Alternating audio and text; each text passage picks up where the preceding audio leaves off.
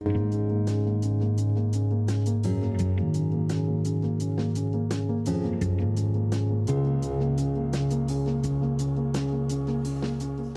I will make the same announcement I make every time with regard to decorum. By attending this hearing, you agree to adhere, and everyone in the audience.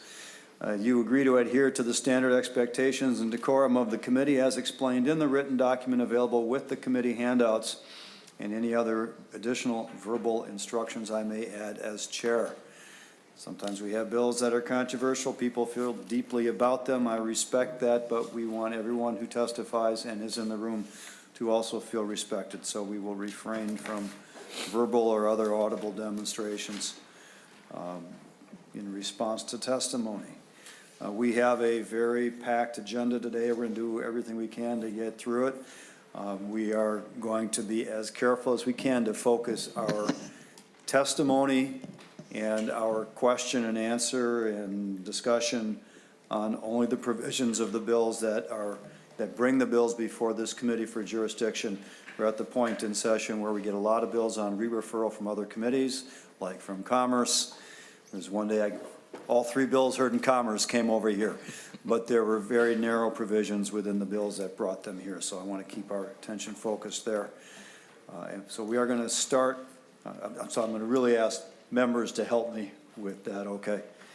We're going to start with Senate File 3769, Senator Klein. This bill deals with prescription drug delivery restrictions under 340B, which is a federal statute. Our jurisdiction is limited to the Section 8.31 Attorney General enforcement. So let's hear just a very short description of the bill itself, how that enforcement fits in, and we'll take it from there. Senator Klein. Glad to have you here. Thank you, Chair and members, and I will respect your time urgency today. And thank you to my bipartisan authors on this bill, Senator Mann, Senator Liskey, Senator Kupek, and Senator Dames. You are right that we have had 340B pharmaceutical products available to our hospitals in this state for 30 years.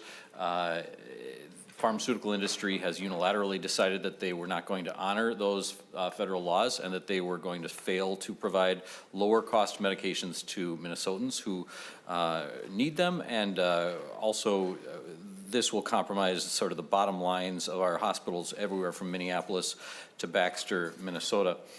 So in 2024, we passed a bill in the legislature requiring pharmaceutical companies to honor their 340B requirements under federal law and provide lower cost medications to safety net hospitals and pharmacies.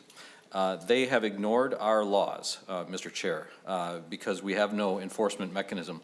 The bill in front of you in the area of your jurisdiction simply adds necessary Attorney General 8.31 enforcement to 62J.96, making all the violations of the law an unfair or deceptive trade practice. We need to enforce this law, and we need to disallow drug companies shirking their duties to provide Minnesotans with 340B lower cost medications. Senator Klein, I have a number of people signed up to testify here today. Danny Ackert from the Hospital Association, Dan Pollock, also on behalf of the Hospital Association, and then Jessica Lynch from Pharma. Let's have the first two up. Please, again, focus your testimony only on the question of Attorney General enforcement through Section 8.31. Thank you. Thank you, Mr. Mr. Ackert. Thank you, Mr. Chair, members of the committee. Danny Ackert with the Minnesota Hospital Association. Some very brief context, if you allow. In 2010, Congress expanded the 340B program to allow the use of contract pharmacies chosen by safety net providers and by their patients.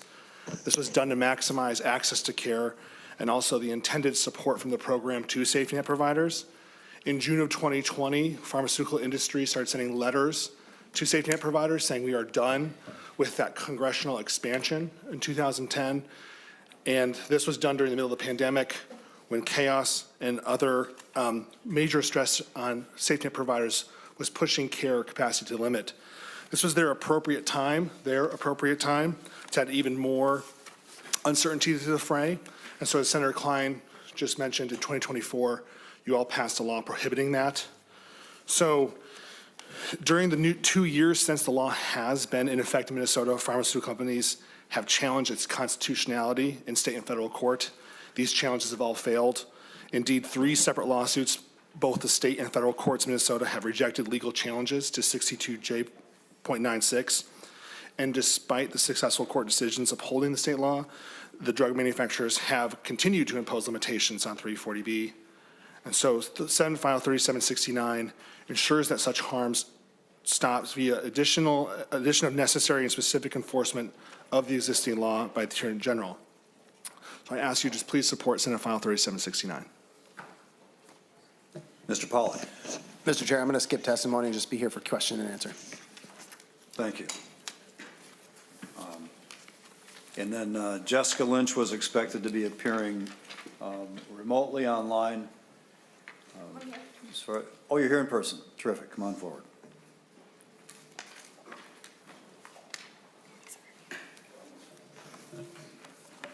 Welcome to the committee. Thank you. I appreciate that. Good morning, Chair and members of the committee. My name is Jessica Lynch, and I'm with PhRMA. PhRMA is the trade association that represents the country's leading innovative biopharmaceutical research companies.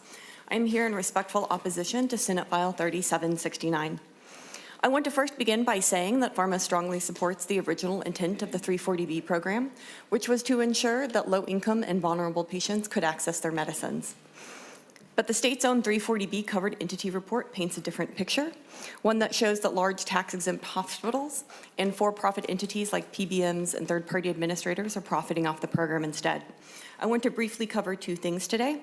One, that Senate File 3769 is premature. No action needs to be taken this session. And 2, there is already an exclusive federal process by which covered entities can submit claims disputes for review, rendering state enforcement unnecessary and preempted. Ms. Lynch, I'm going to ask you to focus your testimony only on the enforcement provision. Thank you. Not a problem at all. Thank you, sir.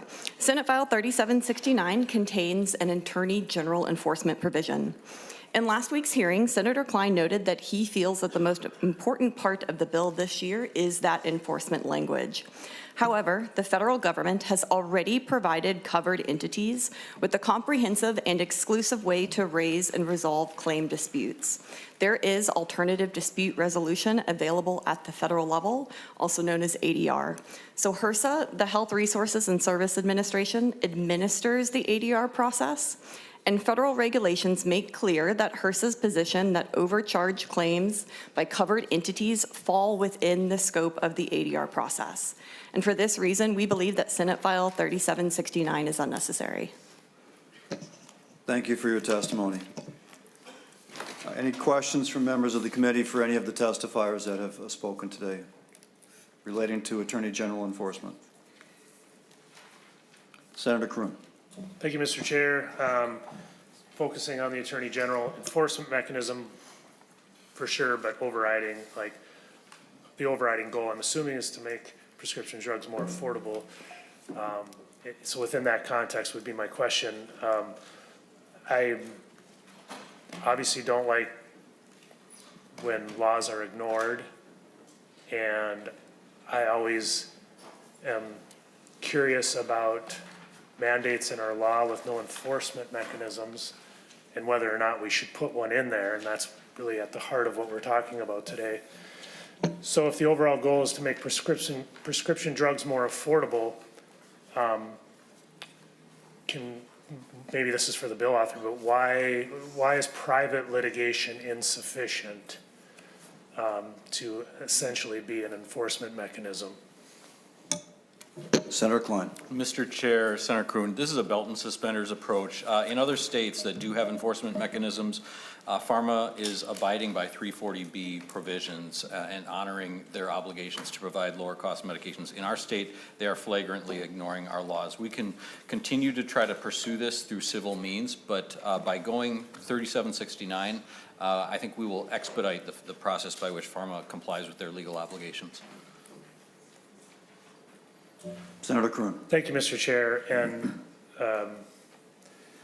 yeah, I think if we're going to have this requirement, and that's a decision beyond this committee, whether that's a good idea, and we've already made, as a legislature, we've already made that determination.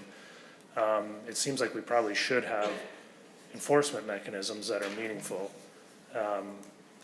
And regardless of who says, you know, the wrong people are profiting or whatever, nevertheless, the law is there, and seems like there should be an enforcement mechanism. That's my comment. Any further discussion? Not seeing any. Senator Seeberger, you make the motion? I will make the appropriate motion, Mr. Chair. Senator Seeberger moves that Senate File 3769 be recommended to pass and be referred to the Senate floor. All those in favor say aye. Aye. Opposed? Motion prevails. Thank you, Senator Klein. Senators Limmer and Kreun, you can decide which of the next two items on the agenda will go first. Seniority takes the win there. House File 1410, Senator Limmer.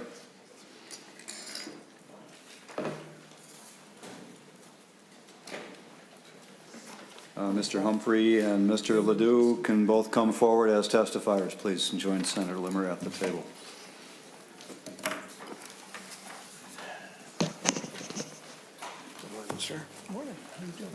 Members, the bills will be handed out as we come up to each one on the agenda because there are too many to dump on your space ahead of time.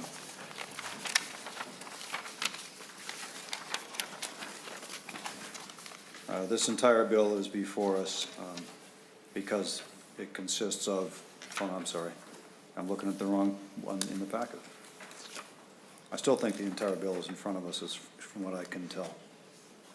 So, right? Okay, staff concurs. Senator Limmer, tell us about your bill. Thank you, Mr. Chair. First, I'd like to introduce the author's amendment, the A4, the delete everything amendment. Members, this is the first committee this bill has appeared in front of in the Senate. Senator Limmer offers the A4 as an author's amendment. All those in favor say aye. Aye. Opposed? Motion prevails. The amendment is adopted. Senator Limmer. Thank you, Mr. Chair. I'd like to thank you, Senator Latz, for allowing this bill to come forward. It's been floating around the legislature for a few years, and nevertheless, I think we have a full agreement by parties that are involved.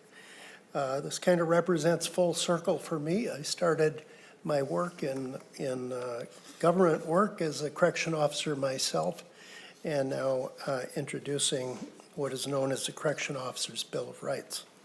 This legislation contains important updates to what they call the Correctional Officers Discipline Procedures Act, often referred to as CODPA or CODPA, and provides non-licensed correctional officers with core due process protections already afforded to licensed peace officers during disciplinary investigations under Minnesota law. Correction officers are a little different than police. They're non-licensed public safety professionals who work in secure custodial settings alongside licensed peace officers. Under current law, correctional officers do not receive the full set of procedural safeguards that apply to licensed peace officers during formal disciplinary questioning. Establishing consistent standards promotes fairness, transparency, and uniform application of disciplinary procedures across Minnesota's public safety system. There are also included minor updates to the Police Officers Discipline Act, including an updated definition of a formal statement and tightening up the reference to an electronic recording. This amendment, the A4, brought forward today, represents the work of stakeholders who have worked over the interim to find consensus. I'd like to thank Teamsters, AFSCME, Law Enforcement Labor Services, and the Department of Corrections for their support of these changes. I'll stand for questions. Oh, I also have testifiers too, Mr. Chair. Looks like it, Senator Limmer. Mr. Humphrey, you're the first one on my list. Good morning, Chair Latz, members of the committee. My name is Buck Humphrey, and I represent and am Director of Legislative and Government Affairs for Teamsters Local 320. Local 320 represents approximately 13,000 employees across the great state of Minnesota and hundreds of correctional officers that stand side to side with their fellow police officer colleagues. Every day, correction officers stand shoulder to shoulder with licensed police officers, yet until this legislation is enacted, they won't have the same due process afforded to them as their colleagues. I want to thank Senator Limmer for this legislation that will bring parity to corrections officers' due process rights, a corrections bill of rights, if you will. HF 1410, as amended, ensures that correctional officers will have the same due process rights as their colleagues. The legislation updates, as the Senator said, CODPA to provide non-licensed correctional officers with the right to union representation and legal counsel, access to investigative reports and witness information, reasonable session duration, compensation protections, protection against retaliation, and civil remedy for statutory violations. The updated language was intentionally structured to achieve stakeholder consensus, and I'm glad to say that we have that, to ensure broad support for the statutory changes. By maintaining correctional officers within the Minnesota Statute 241.026, rather than relocating them into 626.89 and aligning definitions across the statutes, the proposal avoids jurisdictional conflicts, ensures uniform protections for the state and local correction officers, and preserves clear statutory framework. Senators, I urge you to support this consensus legislation, and thank you, Senator Limmer, for continuing your great legacy as a correctional officer. Thank you, Mr. Humphrey. Mr. Ledoux. Mr. Chair and members of the committee, my name is Mike Ledoux. I'm the Director of Legislative Affairs for Law Enforcement Labor Services, and I also served as a Minnesota State Patrol Trooper for 31 years, including serving as the President of the Minnesota State Patrol Troopers Association. Thank you, Senator Limmer, for bringing this bill forward. As I said, I'm here on behalf of LELS, representing more than 8,800 law enforcement officers and public safety professionals across Minnesota, in strong support of Senate File 2422. At its core, this bill is about consistency. In many facilities, corrections officers and licensed peace officers work side by side, responding to the same incidents, facing the same risks. But when it comes to disciplinary investigations, correctional officers haven't had the same due process protections. The protections in this bill are established in Minnesota law. They're simply being applied more consistently in a correctional setting. This bill treats people doing the same work in the same environment, under the same expectations, with the same level of fairness. That clarity benefits everyone. Employees know what to expect, and agencies have more predictable and credible process. This proposal reflects strong collaboration and a balanced approach that works for both labor and management. We respectfully ask for your support. Thank you, Mr. Chair. I'm happy to answer questions. Thank you. I don't have any other witnesses listed here. Any questions from members of the committee for the testifiers while they are at the table? I'm not seeing any. Thank you both. Any discussion on House File 1410? I'm not seeing any. Senator Limmer moves that House File 1410 be recommended to pass and be referred to the Senate floor as amended. All those in favor say aye. Aye. Opposed? Motion prevails. Senator Kreun, Senate File 2709. Stay in touch. I will, sir. And we have several witnesses signed up to testify. If Brian Padani and Lieutenant Geiger can come forward, and then after that will be Chief Faust.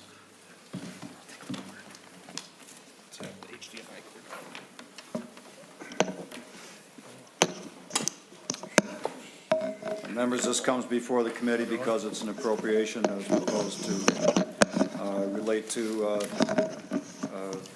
to the Commissioner of Public Safety for a grant. So that's the entire bill. Senator Kreun, tell us why we should be spending this money. Thank you, Mr. Chair. Happy to. This is Senate File 2709 is an appropriation to the Department of Public Safety for a grant to the fencing consortium to purchase anti-scale fencing and related equipment. My testifiers today will explain the importance of the fencing and the scenarios where they are used, and why the fencing consortium is the appropriate recipient to obtain this funding for the fencing. From my perspective, this bill will give our local law enforcement agencies the tools they need to keep everyone safe while affording everyone the opportunity to exercise their First Amendment rights. And free speech and public safety are certainly high priorities and worth investing in. And so, Mr. Chair, with that, I would like to hand it off to my first testifier, who is the Chief of Police in the city of Blaine, Brian Pedani. Chief Pedani, thank you for being here today. Just going to ask all the testifiers, keep your testimony succinct.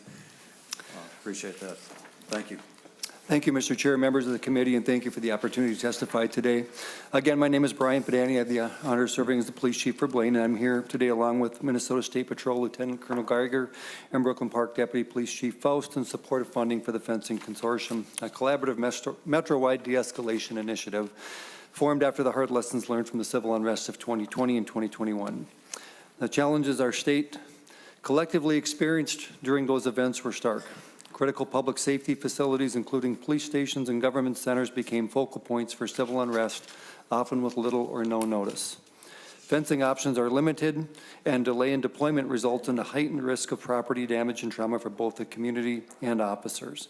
As after actions reports make clear, early physical separation is one of the most effective tools we have to protect First Amendment rights while preventing violence. That's why in 2022, 33 agencies from across 6 metro counties have come together to form the Fencing Consortium. The consortium is a one-of-a-kind partnership of police, fire, public works, and emergency management professionals. Our goal is simple: ensure that anti-scale fencing can be deployed within hours, not days, of when a no-notice critical incident occurs. This consortium model is one of a kind in the United States.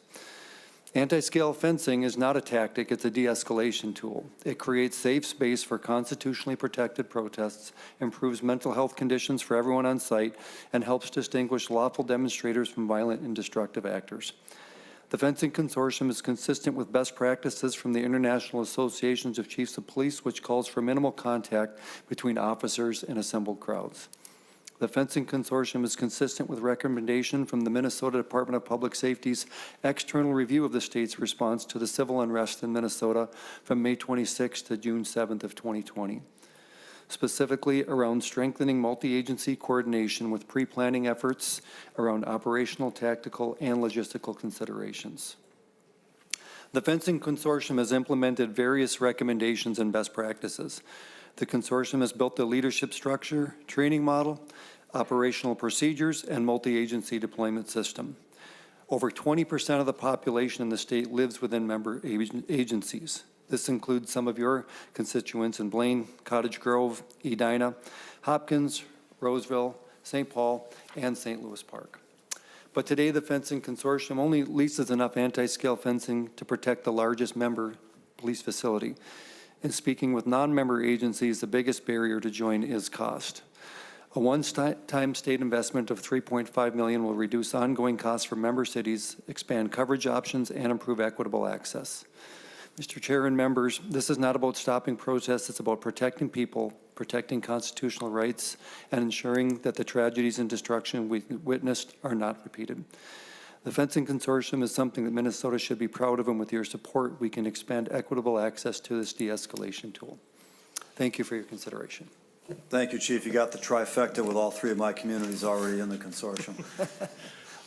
Mr. Chair, I should just, for the record. Is that intentional? Yes.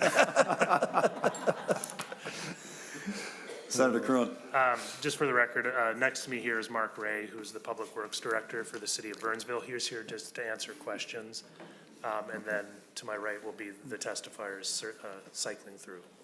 Thank you. Mr. Ray will note that you're present to answer questions. We'll wait for questions until we have all the testifiers come forward. Lieutenant Colonel Geiger, come on forward. And what I'm going to ask, because Chief Pedani laid a pretty good foundation for the all of the arguments in support of this, I know the subsequent testifiers have taken the time to be here, but if you could try not to be duplicative, Mr. Chair. we'd appreciate that. Thank you. Mr. Chair, I instructed all Senator of them Kreun. to have a different angle and focus for their testimony so that it's not duplicative. All right, thank you for that. Lieutenant Colonel Geiger. Good morning, Mr. Chair and members of the committee. Mine will be very brief. I understand the direction here too. Thank you for the opportunity to speak to you today. My name is Jeremy Geiger. I'm the Assistant Chief of the Minnesota State Patrol. Chief Pedani provided the details on what exactly this funding would be used for, along with the purpose behind the fencing consortium. Therefore, I will instead speak briefly to the benefits of law enforcement personnel if this were to move forward. In short, we have come to learn that timely fencing is not just about the physical protection of buildings or homes.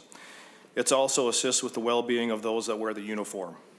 When high-profile or major events occur in local jurisdictions that require large-scale law enforcement presence to ensure public safety, we understand that no one agency can handle the incidents. If that does happen, mutual aid requests go out to surrounding law enforcement agencies, and most times these calls for additional personnel also come to the Minnesota State Patrol. Since an important part of our agency's mission statement is to provide support to allied agencies, our teams respond without hesitation. The response from the State Patrol includes troopers from every district around the entire state. The ability to have fencing in place at a location at a major event or multiple locations provides the opportunity to lower demands on the number of needed personnel and instead allows troopers to stay in their assigned patrol stations, serving their own communities. In that way, personnel and logistical costs are reduced for the agency. For those troopers that do respond to the major incident, their safety and wellness is enhanced as the fencing allows a reduction in direct contact with any crowds, still maintains the required security, and allows for First Amendment protests to happen. That's all I have. Thank you, Mr. Chair. Thank you, Assistant Chief. I've always been confused. Do I refer sort of the chief crowd there is sort of a title in addition to your formal state of Minnesota title? Is that how it works? It is. Lieutenant Colonel is my rank. Assistant Chief is Gotcha. my title. Okay, thank you for the clarification. Thank you, sir. All right, Deputy Police Chief from Brooklyn Park. Chief, come on forward.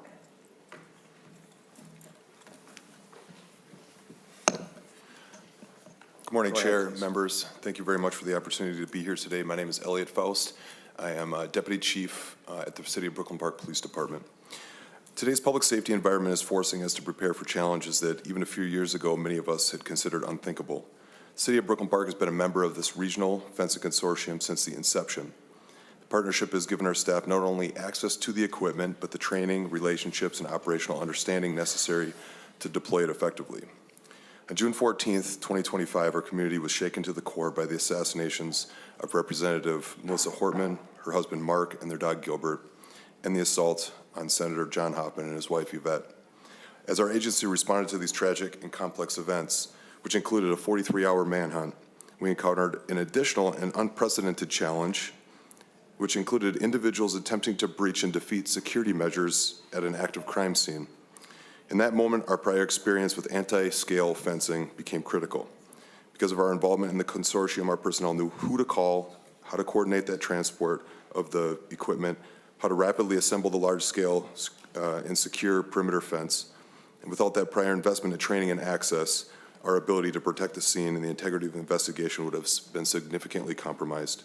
It's important to understand that the fencing is more than just a physical barrier, and in my experience, it's a very effective de-escalation tool. We found that people direct emotion and anger towards other people and not typically towards a fence. It creates separation, clarity, safety without increasing that confrontation. Also, as a force multiplier, in times of crisis when staffing is limited and the demands are high, the fencing allows us to secure large areas with fewer personnel, freeing our officers to focus on critical tasks. Currently, the fencing consortium is funded solely by member cities. And the reality is rapid access, easily deployable anti-scale fencing is not an option for modern public safety. It's essential. I urge you to consider supporting this critical public safety need so that we as Minnesotans can be prepared and not reacting when the next critical incident occurs. Thank you for the time and consideration this morning. Thank you, Deputy Chief Faust. All right, any questions from members of the committee for any of the testifiers or Mr. Gray? I'm not seeing any. Senator Kreun, your choice what we do with this. It is an appropriation. We can either lay it over here or because it's a rather unusual process this year with regard to finance matters, we could send it directly to the Finance Committee and they can decide how to handle the funding of it. As you know, we're not getting a formal target for us to try to, Is there any, to fund things with, so. thank you, Mr. Chair. Is there a dual track option on this? Well, if we end up getting targets, we can Yeah. certainly deal with that, but my recommendation would be send it to Finance because they're the ones that are going to control the money. That's where I was that's what I was thinking as well. So that would be my preferred route, Mr. Chair. All right. Not seeing any further discussion, Senator Kreun moves that Senate File 2709 be recommended to pass and be re-referred to the Senate Committee on Finance. All those in favor say aye. Aye. Aye. Opposed? Motion prevails.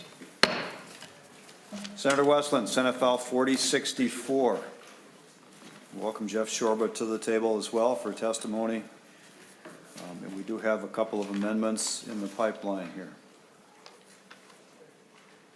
Members, the intent is for this to go straight to the floor from here. Senator Westlin, why don't you describe the bill to us? We'll hear from Mr. Shorba and then we'll address amendments. Senator Westlin. Thank you, Mr. Chair. The committee will recall that we heard this bill and it was laid over. And since that time, there have been additional conversations and proposed changes to be made to the bill based on those conversations with stakeholders. I believe this is the bill procedurally where we need to reconsider the A1 that was added to the bill before. At that point, I will withdraw that amendment, and I do have a new amendment, which is the A6, that will incorporate the agreed-upon changes to the bill. And basically, again, this is the judicial branch's policy bill. There were some questions about, we had some conversations about sort of the publication piece to this. There's been additional work on it, so the intention, that's, I think, process-wise what we intend to do. Senator Westlin, did you say there's consensus has been reached on that publication provision, or are we still unclear about that? Mr. Shorba? Mr. Shorba. Mr. Chair, Senator Westlin, not with the Newspaper Association, but with the revisor's office in terms of where we might need to make the change in the bill, so. All right, we'll follow the direction of the chief author. Senator Westlin, having voted on the prevailing side of the previous amendment when it was in committee before, moves to reconsider the vote whereby which that amendment was added, approved for the bill. All those in favor say aye. Aye. Aye. Opposed? Motion prevails. That amendment is back before us. Senator Westlin, you wish to withdraw that amendment? I do wish to withdraw that amendment. And was that an author's amendment at the time? It was. Looks like it was. Senator Westlin moves adoption of the A6 amendment that is before, has been provided to members of the committee as an author's amendment. All those in favor say aye. Aye. Opposed? Motion prevails. The A6 amendment is adopted. Senator Westlin or Mr. Shorba to the bill as amended. So a couple of, and I'll let Mr. Shorba fill in any gaps, but so basically on the A6 amendment, line 1.2 is deleting all of section 1, and that, the only change in that section was it was asking for race and ethnicity data to be provided by DPS to the extent that it was available. That is being removed.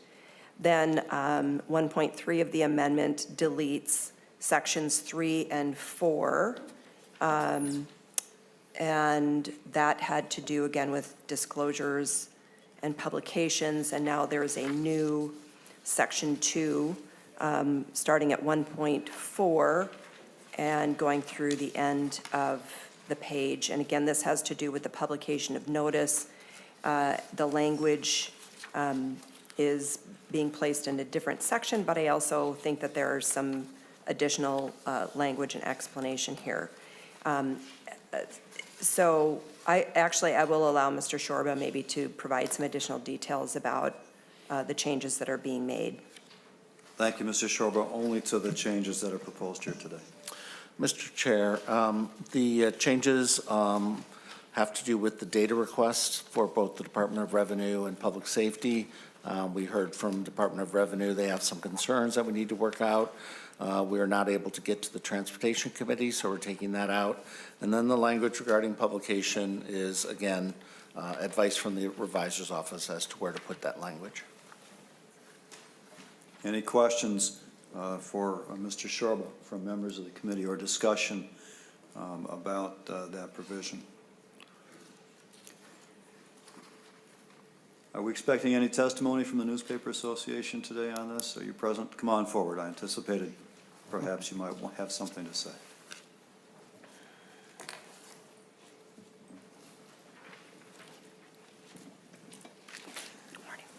Go ahead and introduce yourself for the record, please. Thank you, Mr. Chair, members. My name is Sarah Strong with Cook Strong Selwood, here on behalf of the Minnesota Newspaper Association. We do appreciate that the amendment better reflects what the court has said it intends to do, but it does not change the actual underlying proposal. So they'd still be able to forego posting any and all of their notices via newspaper publication, and therefore the association would still oppose. The court administrator said that they expect they'll still publish some of the notices in newspapers. The association believes a better policy solution would be to address those situations in which they have trouble placing notices rather than removing the requirement entirely. Notices do bring in revenue, obviously, to newspapers each year, but newspapers cannot assume that they will be asked to place any of these notices. They don't know what the court's agendas look like, who might not be found for personal service, where those people have most recently resided. So the notices are published as necessary and not on any schedule. Therefore, a newspaper cannot count on the revenue for the notices. So the issue here isn't potential revenue loss to newspapers, it's loss of transparency and a move away from a long-standing validated process. No alternative option for service in these situations is perfect, but the general public is still more likely to see notices in a newspaper or the newspaper's website than on a specialized government website. We would ask that you remove these changes. The Newspaper Association works with local governments and state agencies every year to update the public notice statutes. I think there is definitely room here to do that, but we would ask that you not remove the entire requirement. Thank you. Thank you, Ms. Strong. Any questions from the committee for Ms. Strong while she's present? All right, thank you. Thank you. I know we have a couple of amendments that are coming here, so maybe, I assume it's maybe on the same topic. So why don't we start with the A4 amendment, Senator Seeberger. Staff will distribute it to the committee. Oh, they're not ready to distribute. Okay. Senator Seeberger, while they are printed and distributed, why don't you describe your amendment, please? Thank you, Mr. Chair. The A4 is the same amendment I brought the first time this bill was heard. It would delete the changes made to Section 2, keeping the no-fault mandatory binding arbitration limit at $10,000.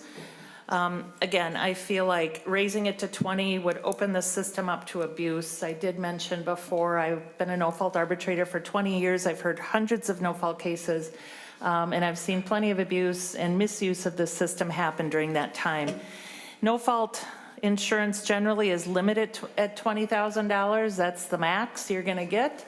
So opening this up and increasing the limit to $20,000, I believe, simply invites further abuse of this system.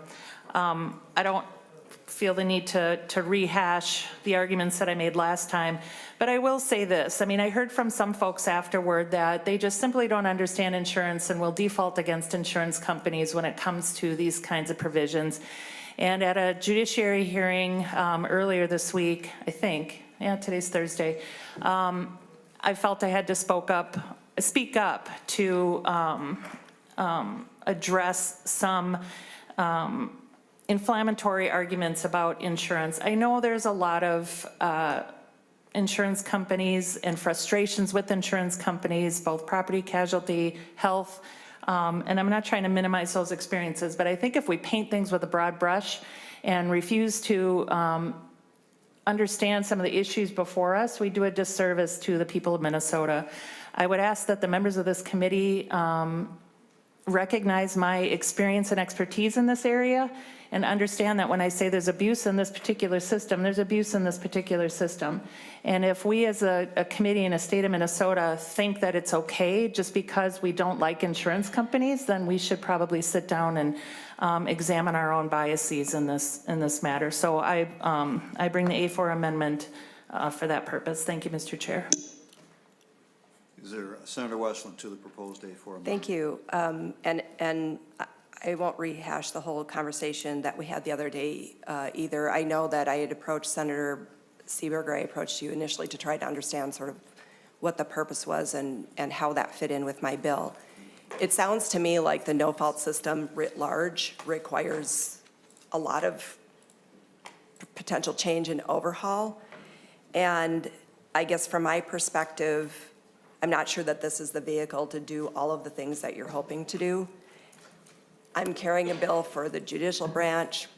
They have indicated to me that they're opposed to the amendment, and that just out of deference to the fact that I'm carrying the bill on their behalf, I feel I should oppose the amendment.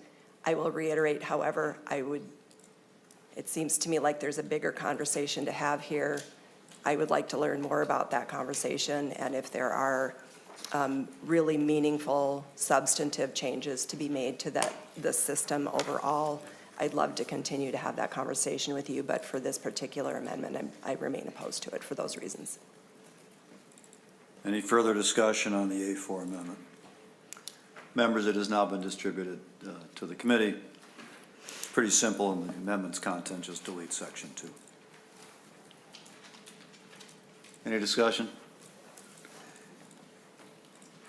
And not seeing any, Senator Seeberger moves adoption of the A4 amendment as described. All those in favor say aye. Aye. Aye. Opposed? No. No. The chair is in doubt, so you haven't, I heard a call for division. All those in favor, raise your hands, please.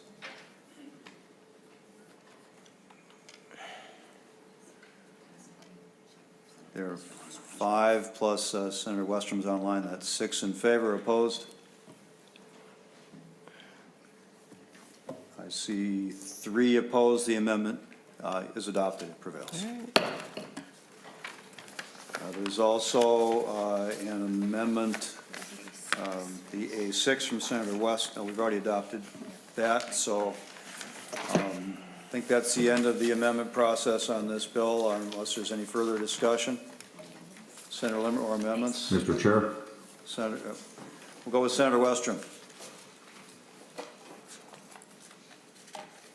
Senator Westrum, to the bill as amended. Mr. Chair, I just, one of the features dropping the notice for small claims litigants, I think we should raise that rather than drop it and make it harder for the public. These are folks that are more focused on their business or other, personal disputes that arise in small claims court to figure out service for those smaller cases. I think it's kind of petty for us to be taking away, and so I think I'd rather see it go up, Senator Westlin, than down. And so I think we should take that out of the bill, but I don't have an amendment for it. I'm just expressing my concern as this bill moves. If it does, I just think it's the wrong direction for the general public that we serve. I think this is a helpful convenience for people in small claims court, and I think it's the wrong direction. Mr. Chair? Senator Westlin. Senator Westrum, I think you actually just voted to do exactly what you don't want to do. You voted in favor of deleting that section.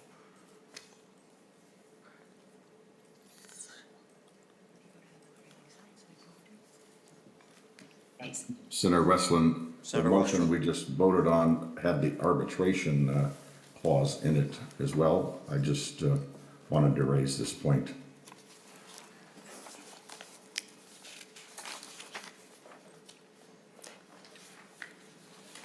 Mr. Chair and Senator, my understanding is by deleting that section from the bill, we are only deleting the proposed change. the language about binding arbitration remains. What we just did by adopting the amendment is we've increased the amount from 10,000 to 20,000. Or I'm sorry, we've removed that section, and so we've only removed the increase to 20,000. The binding arbitration remains, we're just taking out the changed language. Mr. Chair, Senator Westrom. I wasn't talking about the binding arbitration, but maybe I'll ask Senator Seeberger. Senator Seeberger, I'm not clear then on your amendment. Did that also remove the provision that lowered the 2,500 to a zero amount that requires notice to be sent by the plaintiffs in small claims court? I didn't catch that in the amendment if it was in there. For clarity, Senator Westrom, that provision is contained in Section 5 of the bill, and that was not affected by Senator Seeberger's amendment, which only addressed Section 2 and the arbitration dollar amount.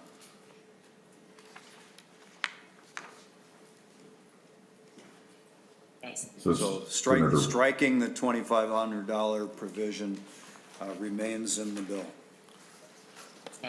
Mr. Chair, that's what I thought. Senator Westlin, is that your understanding too? Because I didn't believe we were striking the changed language, and that's what I'm speaking to. Senator Westrom, I don't think we should change. Senator Seeberger's amendment only addressed Section 2 of the bill. The provision you're talking about is in Section 5 of the bill.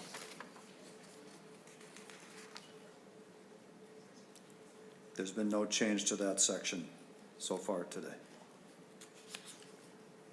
So, Mr. Chair. Senator Westrom. And I guess, Senator Westlin, your comments to me are confusing, I guess. I don't believe we've changed that Section 5, and your proposal is still getting rid of the courts giving that notice to small claim plaintiffs if they're under 2,500. But is that your understanding too, just so we're on the same page? Senator Westlin. That's the provision I have concerns with. That I think we should not be changing the $2,500 threshold, but you said it's now out of the bill in the amendment, and that's what made it confusing to me. Senator Westlin. Mr. Chair, Senator, I think we are all confused, and I apologize. I thought you were talking about a different section. So other than the amendments that have been brought, nothing else in the bill is changed. And I think, again, if you're referring to Section 5, the language as the bill reads, starting with 3.30 on, states that the plaintiff shall serve the summons in conciliation court by first class. And I believe that's the section you are referring to, so I apologize. I was not tracking with you. I am now. We had this discussion, I think, the last time the bill was up. And now it is true that that the plaintiff, in all instances, will be responsible for serving the summons in conciliation court matters. And it's my understanding, Mr. Shorba can back me up here or correct me, but for those claims, they're basically putting all plaintiffs on the same footing. Senator. Correct. Mr. Shorba. Mr. Chair, that's correct. Right now, if the claim is above $2,500 up to $20,000 in conciliation court, the plaintiff serves the notice. And so this would just make everything consistent for any claim in conciliation court. Senator Westrom, anything further? Mr. Chair, just briefly, that's my concern, and that's what I was trying to raise a point. I'm not going to offer an amendment right now. I'm probably just going to keep trying to work on it if it keeps moving, and I don't think that's the right direction as the court and as the government trying to serve the people that use it and need it. I think it's just the wrong direction. That's my point. But Senator Westlin, I think the court should offer these services to people that aren't familiar with the court, and that's the reason we have small claims court to begin with, is to make it an easier system and process. And that's my point. I don't agree with the courts that we should get rid of this. Senator Limmer. Thank you, Mr. Chair. Perhaps someone at the testifying table can answer this question. If I could direct your attention to page 2, starting on line 16, race and ethnicity data must be provided to the judicial branch. I'm well aware of that. However, I'm more concerned if anyone can tell me how is that data collected via the Driver and Vehicle Services Department? Mr. Chair and Senator Senator, Westlin. that was deleted in the amendment. Oh, it was? Yes. Okay. The amendment, yeah, it started as subdivision 1, but it just referenced page 1. It didn't reference page 2. But I'll withdraw my question. Thank you. Any further discussion of Senate File 2709? I'm sorry. Senate File 4064 as amended. Senator Holmstrom. Keep in mind, members, we already had a hearing on this bill. We've gone through a discussion on all of these provisions once. We really need to focus on the part of the bill that is brought it back here today if we can, and that's already been adopted relating to the publication. Senator Holmstrom. Thank you, Chair. To Senator Westrum's point, do we have any idea what the court cost is, the cost to the court of that notice every year collectively? Mr. Shorba. Mr. Chair, Senator Holmstrom, I do not have that data. I just know that in all other civil cases, not just conciliation court, the plaintiff serves the notice. So it's only for 2,500 and under. And I just don't have that data. Sorry, sir. Senator Holmstrom. That's all. Thank you. Any further discussion? Not seeing any.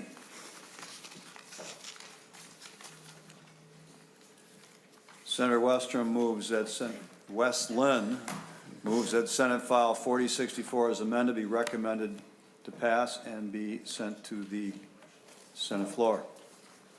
All those in favor say aye. Aye. Aye. Opposed? Motion No. prevails. Motion prevails.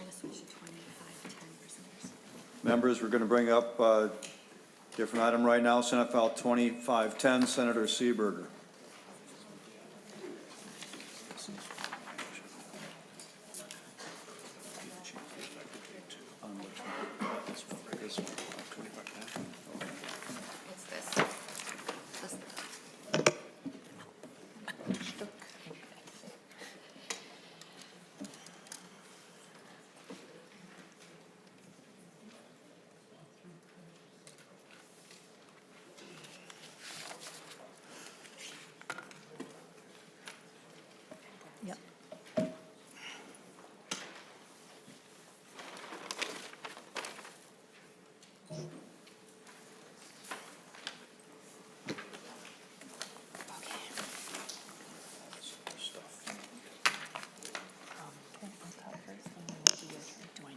All right, we have before us Senate File 2510, Senator Seeberger.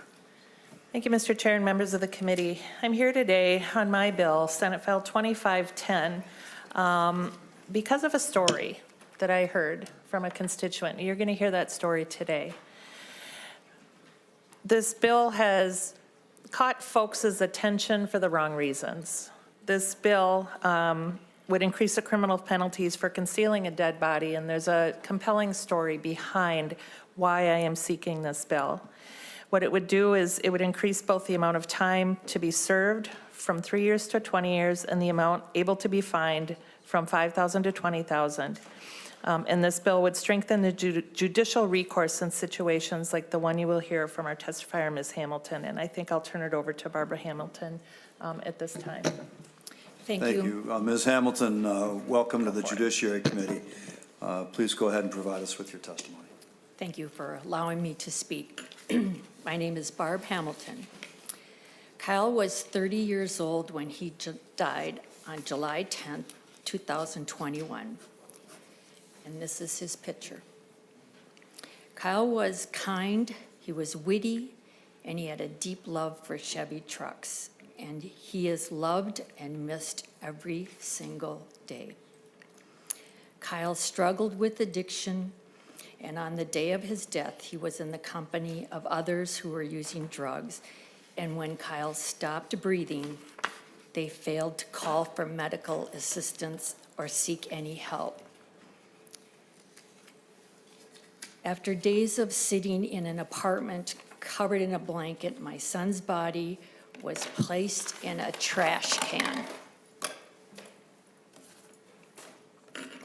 transported to the edge of the Mississippi River, and set on fire. The fire was so large it was reported from across the river, and Kyle was ultimately identified through dental records.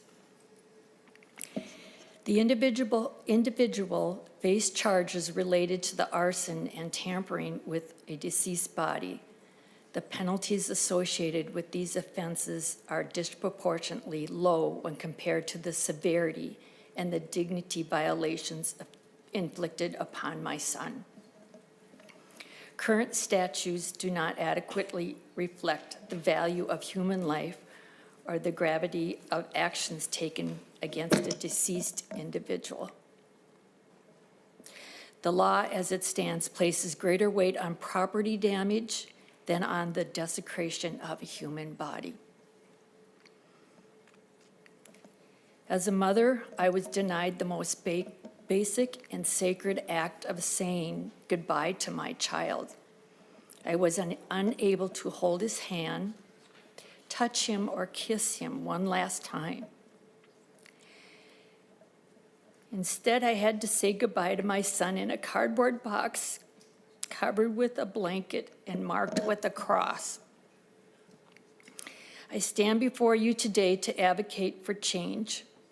I respectfully urge you to review and amend the existing statutes and penalties to ensure they reflect the seriousness of these acts. The law must recognize that the treatment of a human body, especially under any circumstances, is not comparable to property damage. Kyle matters and life matters. Thank you.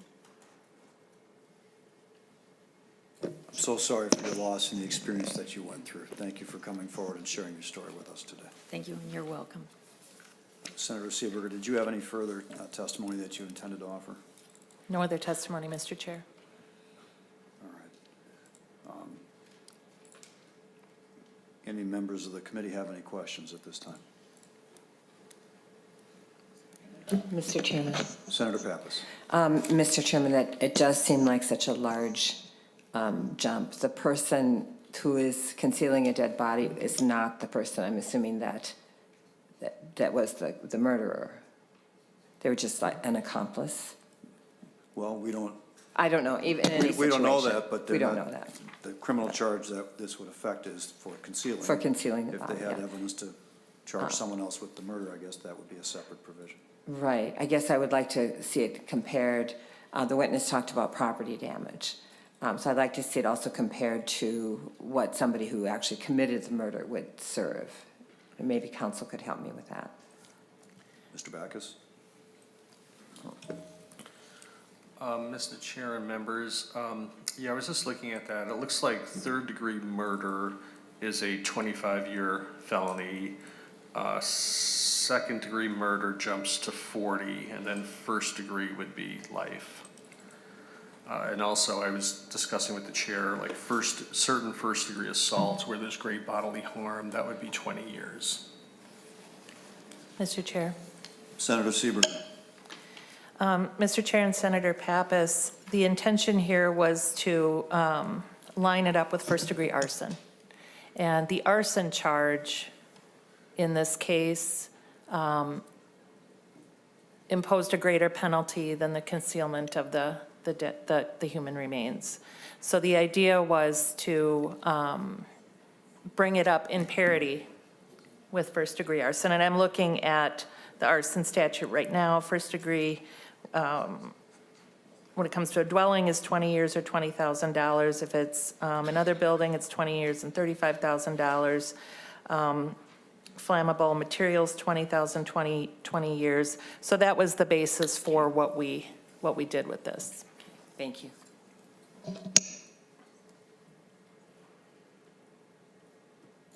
Senator Pappas, any follow-up on that? Is there anyone here from the Guidelines Commission that can help us understand the comparison points with other penalties? Senator Seeberger, I understand there's a fiscal note that's in progress for this. Any increase in criminal penalties could result in additional prison costs due to additional incarceration or lengthier incarceration. So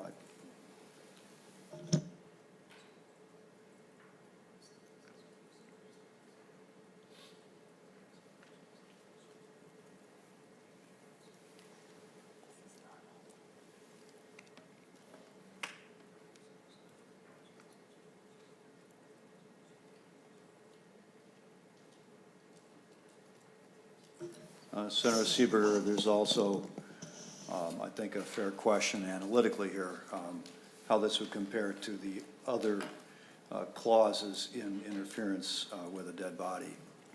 Clauses 2 and 3, concealing evidence or misleading the coroner or medical examiner would remain gross misdemeanors.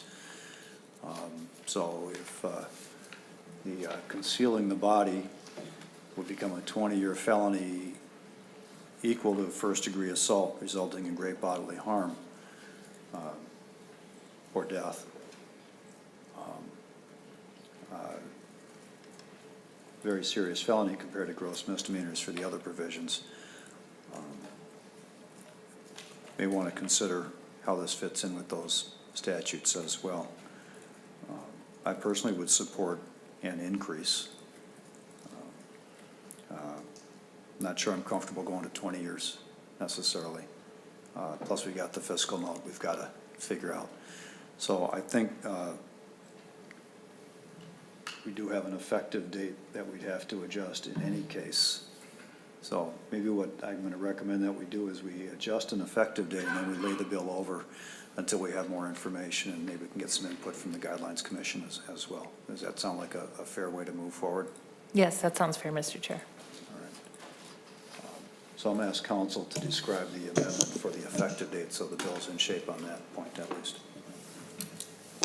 Mr. Chair, members, on page 1, line 10, delete 2025 and insert 2026. Senator Seeberger moves adoption of the amendment as described by council. All those in favor say aye. Aye. Opposed? Motion prevails. The amendment is adopted. Any further discussion on Senate File 2510 as amended before we lay it over? Senator Verbatim. Thank you, Mr. Chair. And thanks for the explanation, Senator Seeberger. I'm so sorry for your loss, and I thought it was really powerful for you to compare the penalties in this statute to those for property damage. I had a question similar to Senator Pappas, so thank you for answering that. I know you talked about first-degree arson. Were there any other crimes that a person was found guilty of that you wanted to raise for the purposes of like parity here besides arson? Senator Seeberger. The person wasn't charged because Ms. Hamilton. Go ahead. the person wasn't charged because in the investigation, they didn't find enough evidence for his actual death. But they did have said they watched him stop breathing. And then this person left his body for days and days, and then put him in the trash can, rolled him down to the river, and lit him on fire, and said, "Oh, you want to see some fireworks?" He was charged with the arson. So he was charged with the arson and tampering with Kyle's body.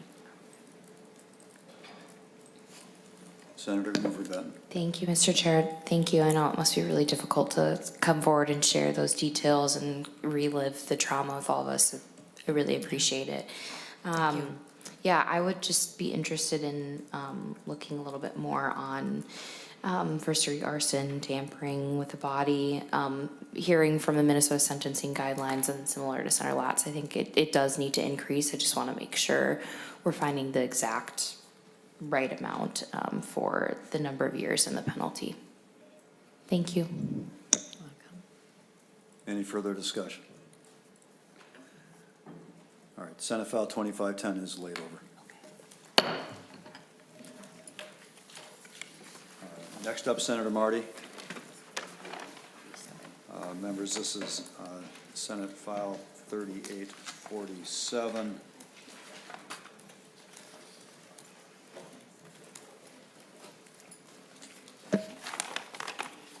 And just if you haven't figured it out yet, we will be jumping around a little bit on the agenda today to accommodate members' schedules and testifiers as they appear and are available.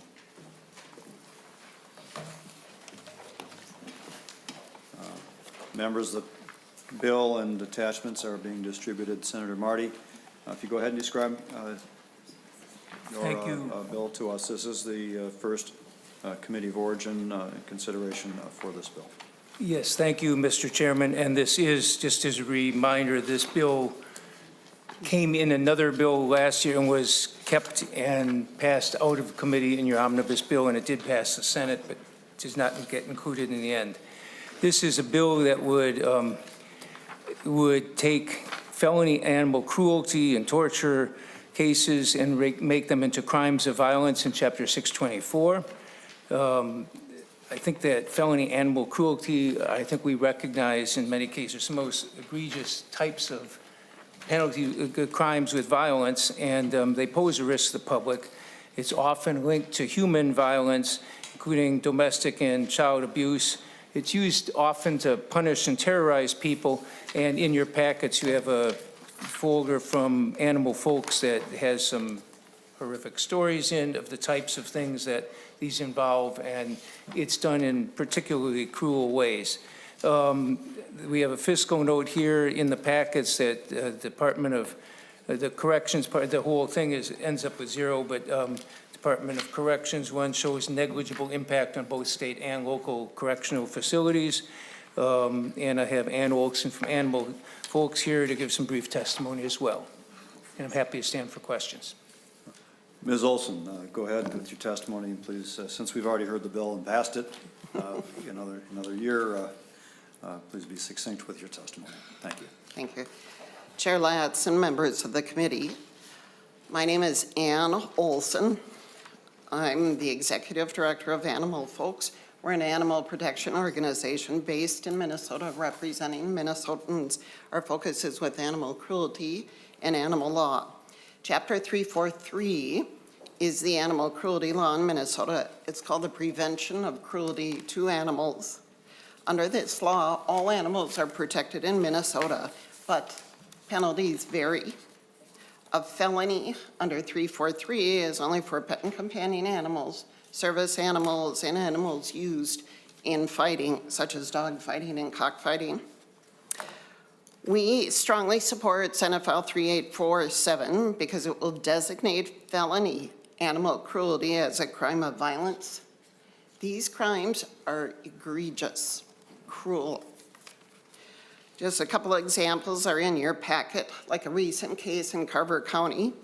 A man tortured, drowned, dismembered, and killed small animals, puppies, gerbil rabbits, in his bathtub and filmed it. He created and sold over 350 videos on YouTube. Goodhue County, defendant took his ex-girlfriend's 2 cats, mutilated and beheaded each.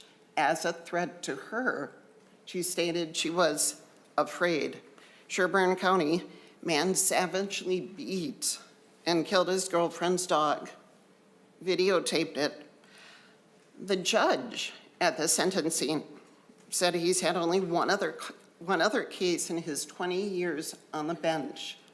That was that disturbing. So why we support, and many other cases in your packet, why we support this bill is about prevention. Removing guns from an offender convicted of felony animal cruelty will help prevent violence to animals, but also prevent violence to people. It's well known that animal cruelty is linked to human violence.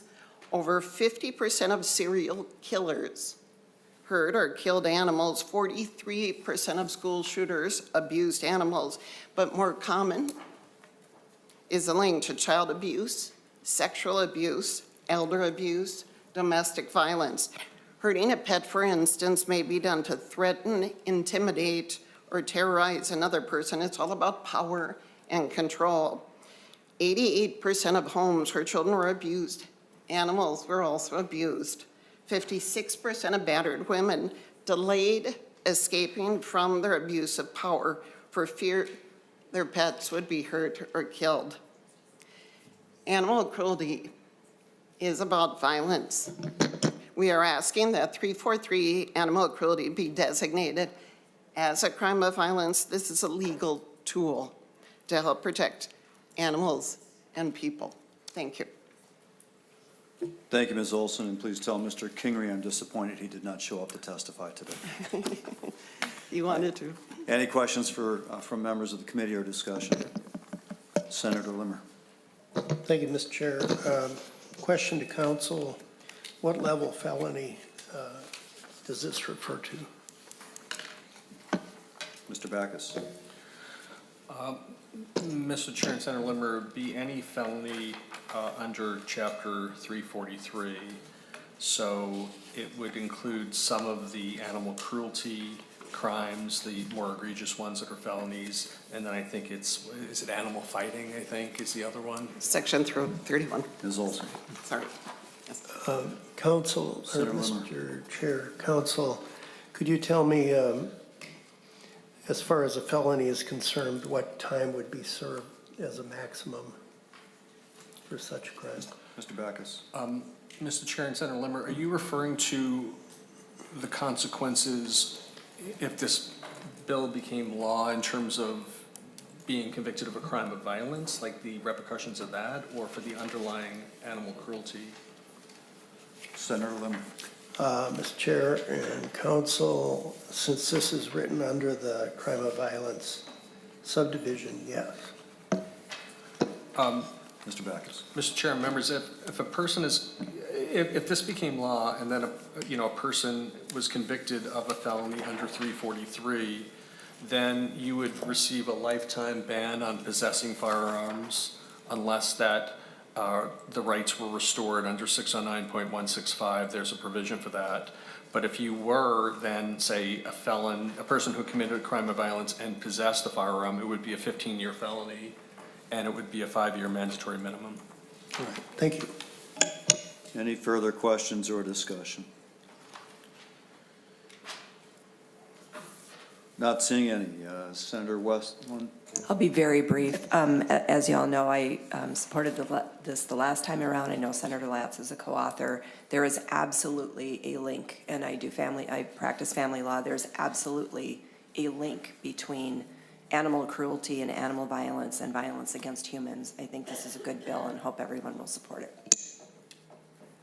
Seeing no further discussion, Senator Westlin moves that Senate File 3847 be recommended to pass and be referred to the Senate floor. All those in favor say aye. Aye. Opposed? Motion prevails. Thank you, Mr. Chair, and if you are putting together an omnibus bill, just dual tracking it that way would be appreciated as well for your consideration. So thank you very much for this.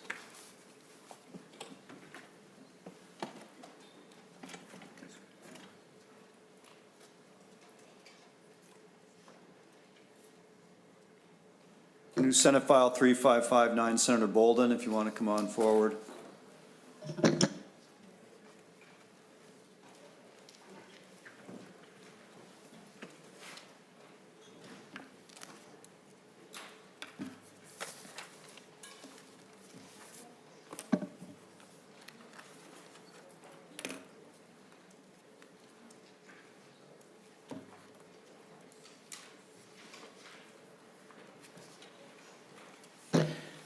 Senator Boldon, welcome to the Judiciary and Public Safety Committee. You are here on your Senate File 3559. Why don't you tell us about your bill? Thank you, Madam Chair, and thank you, committee members. I am pleased to be here with you today. So Senate File 3559 is a bill from the Board of Dentistry. It does a number of minor technical and conforming updates throughout. It does a number of things. I'm happy to go into detail of the specifics, but it is largely a technical bill and an updating bill. Does not touch any scope issues or anything like that. This is our second stop, Madam Chair, and my understanding is the section under your jurisdiction is 14.19 to 14.23. I will note that this section in particular is a call out to the egregiousness of these offenses, align it with other boards, and this language was specifically pulled from the Board of Medical Practice. I will note, Madam Chair, I did hear from the board this morning that they noticed a drafting error, and there is one citation that is missing. If it would be allowed, I would like to offer or have someone offer an oral amendment on line 14.21. After 609.342, we should add 609.345.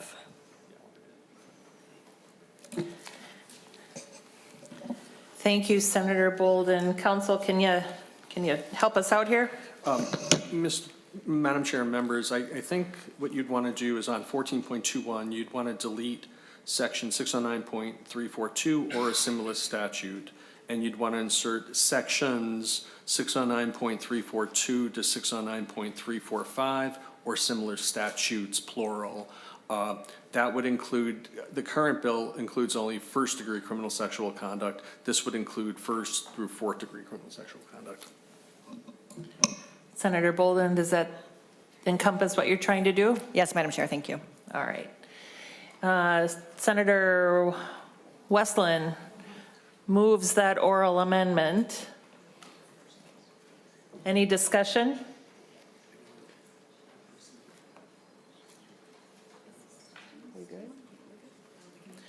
All right, all those in favor of the oral amendment as moved by Senator Westlin and explained by council, say aye.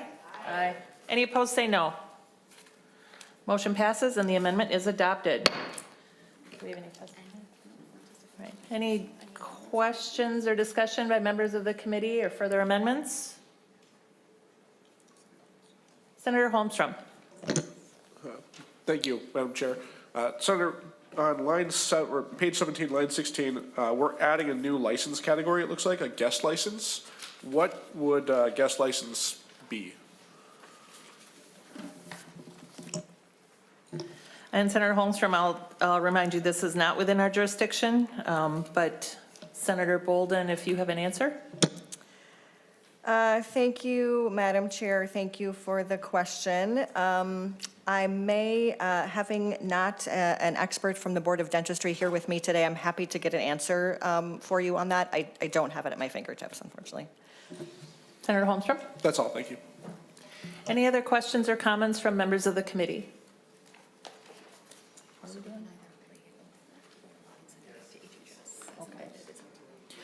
Senator Boldon, we have a couple options here. We can either lay the bill over or we can send it back to HHS. What would you prefer?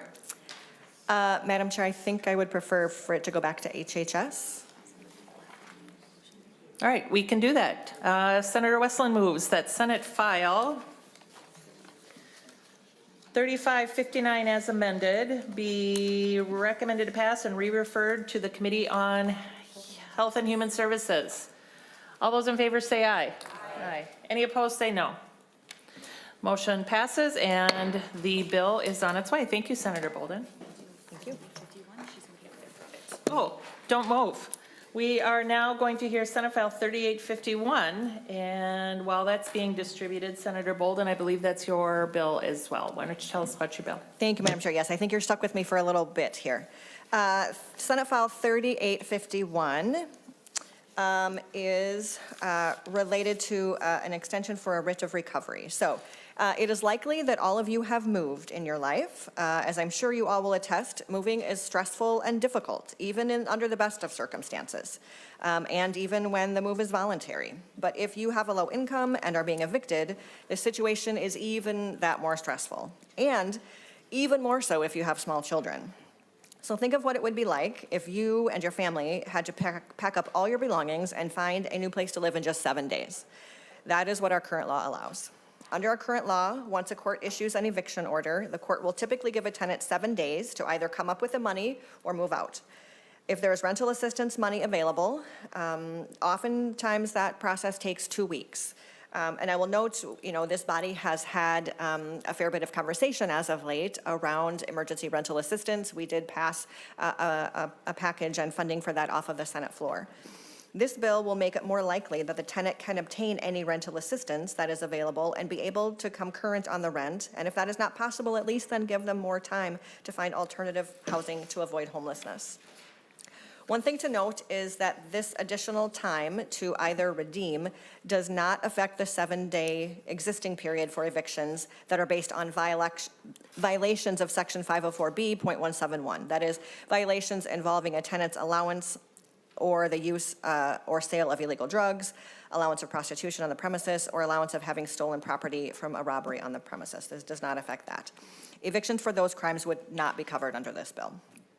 We understand that an eviction for a non-payment, in that case, the landlord has lost rent for a period of time, and the existing 7-day period to pay or move out is 1 more week that rent is not paid.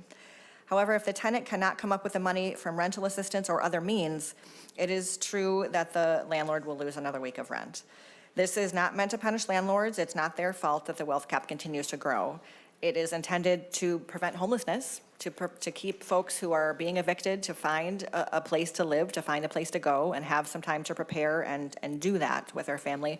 But also it gives a bit of additional time to seek that rental assistance, which then can make the landlord whole and keep folks housed. Thank you, Senator Boldon. And we have a few testifiers. We have, I believe, with you is Shanna Tomness and Michael Dahl. Ms. Tomness, please introduce yourself, correct my pronunciation of your last name, and present your testimony. Thank you, Chair and members of the committee. My name is Shanna Tomness. I'm an attorney at the Housing Justice Center. The Housing Justice Center's primary mission is to preserve and expand affordable housing across the state of Minnesota. I urge your strong support of Senate File 3851, which provides courts with a modest but critical flexibility to stay the execution of a writ for up to 15 days in appropriate circumstances. Under current Minnesota law, once a landlord prevails in an eviction action, courts generally may not stay the writ of execution for more than 7 days. In practice, that time frame is often far too short for tenants to safely transition out of their homes or access the resources needed to help them stay.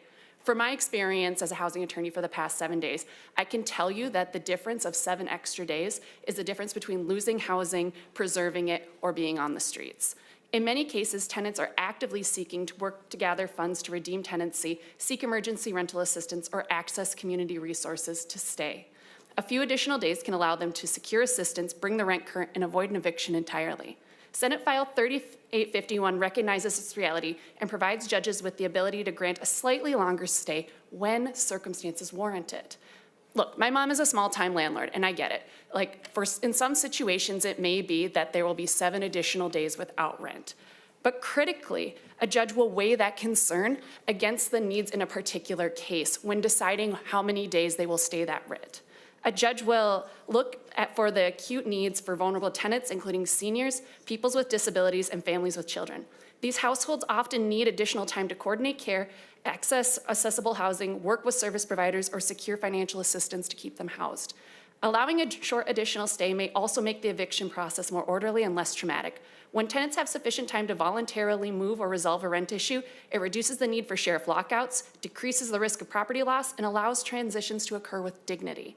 At its core, 3851 is a common sense measure. It gives judges the practical tools they need to address the realities of eviction cases while preventing underlying unnecessary displacement and homelessness. For these reasons, I strongly urge the committee to support Senate File 3851.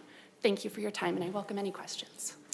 Thank you, Ms. Jimenez. And as you return to your seat, can Cecil Smith come forward? Mr. Dahl, can you introduce yourself and begin your testimony? Thank you, and I mistakenly have good afternoon because I thought that when we were testifying. Thank you for the opportunity to testify in support of Senate File 3851, the writ of extension for 7 to 15 days. My name is Michael Dahl, and I'm the Public Policy Director with Homeline. We provide free legal, organizing, educational, and advocacy services to tenants across Minnesota. Since 1992, we have advised more than 357,000 renter households, including a record 20,241 new contacts in 2025. With the evictions being the #1 issue, the reason that clients contacted us about last year. Quite simply, 7 days is not enough time for people to move on with their lives from one place to another. Moving requires, as said, transportation, arranging help, packing belongings, finding help, finding new and hopefully immediately available and affordable housing. Completing all of this within 1 week is extremely difficult. Extending the period to 15 days provides a more realistic and humane timeline for people to comply with the court order. This change can also help reduce homelessness. When tenants are forced to leave within a short period of time, they may end up staying in shelters, staying temporarily with friends or relatives, or facing immediate housing instability.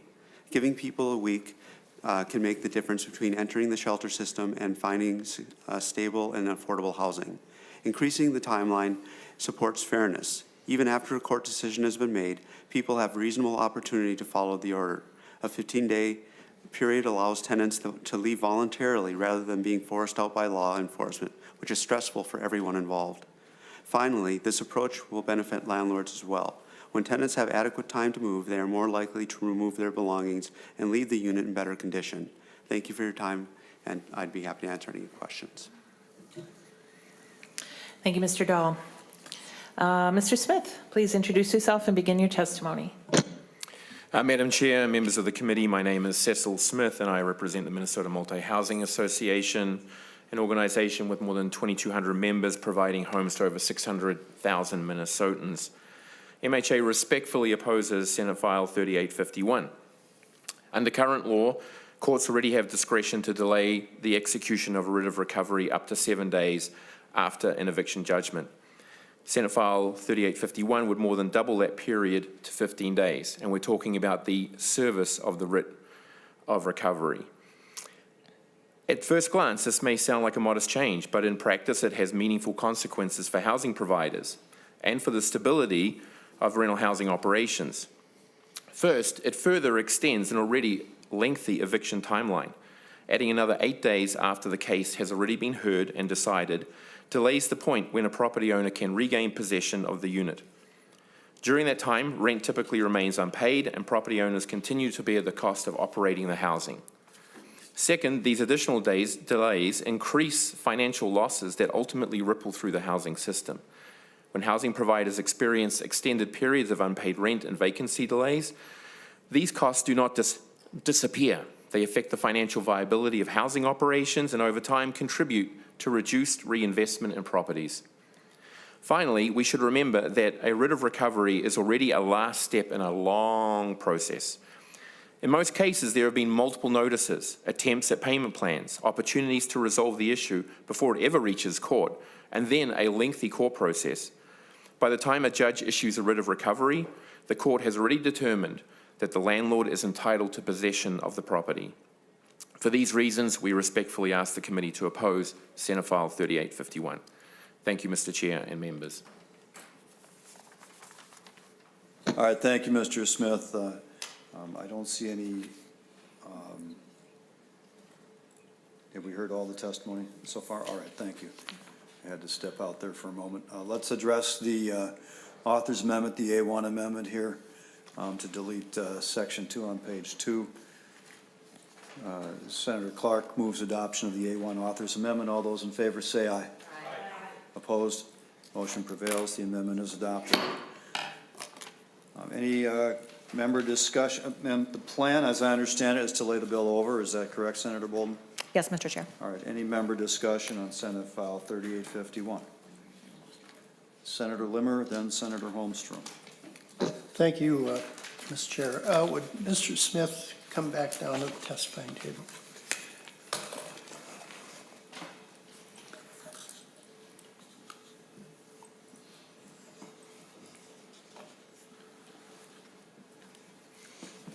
Senator Limmer. Thank you. Mr. Smith, besides getting your exercise today, I had a couple of questions about this multiple opportunities for a tenant to arrange for assistance if they're a little behind on their rents. First, could you tell me how many months can go by before a landlord can file an unlawful detainer? Mr. Smith. Mr. Chair, Senator Limmer, so rent is due on the 1st. Typically, in Minnesota, most operators have a grace period, usually around the 5th of the month. Then a late fee is assessed. Typically around the 10th of the month, they may provide the state authorized 14-day pre-filing notice to say, hey, we still haven't received your rent. We may need to file an eviction action. If you don't file, here's 14 days. Here's all the resources that are available to you. I will say most owners are not doing that right now because it costs nearly $500 to get a case into court, and they want to try and work it out. So they may issue the notice, but then they'll work on a payment plan, develop a payment plan with the resident to try and stave off the eviction filing. Because it is in the interests of housing providers to keep the resident in the unit. We're in the business of renting units, not evicting people, because it's very expensive to lose a resident. But if we get to court, then it's after the 14 days, the eviction filing can be made at the court, and then you're waiting for your court date. In Hennepin County, that's nearly a month now before you get your court date. The judge can then hear the case. Usually there'll be an effort at a settlement. If the resident has already left, the case is dismissed. And then usually in a settlement agreement, they will ask, the settlement agreement will include the writ of recovery if the settlement agreement is not adhered to. You have to go back to court to ask for the writ of recovery. Then the judge will often give another 7 days before the writ can be posted by the sheriff. That's not the day that they have to move out. That's just when it's posted to say the sheriff can come and do a sheriff lockout. Mr. Chairman. Senator Limmer. Thank you. My experience, and I've dealt with a number of individuals from my district that are tenants, and they're concerned about being pulled into court. But after I do a little research, usually it's not 1 month, it's 2 or 3 months without rent payment. At the same time, oftentimes they've gone to look for the assistance programs that might help them. And quite often, a case doesn't come before a court except with a past history of a number of months where the landlord has not been paid. And now we're asking for the writ to be extended even further. And I'm looking at it from the reality of what really goes on in the rental business. And if we have recognized the discretion, the judicial discretion to go beyond a 1 week of writ, then I have to question why we would extend even more time formally. I've always trusted the discretion of the courts. Having been here for a while, I've had a lot of experience in building a history of knowing what judges do. I think we have a pretty, I am confident in the Minnesota bench in making proper decisions. This kind of diminishes the judicial discretion of a judge, and it isolates or expands the writ period of time, like you said, more than double.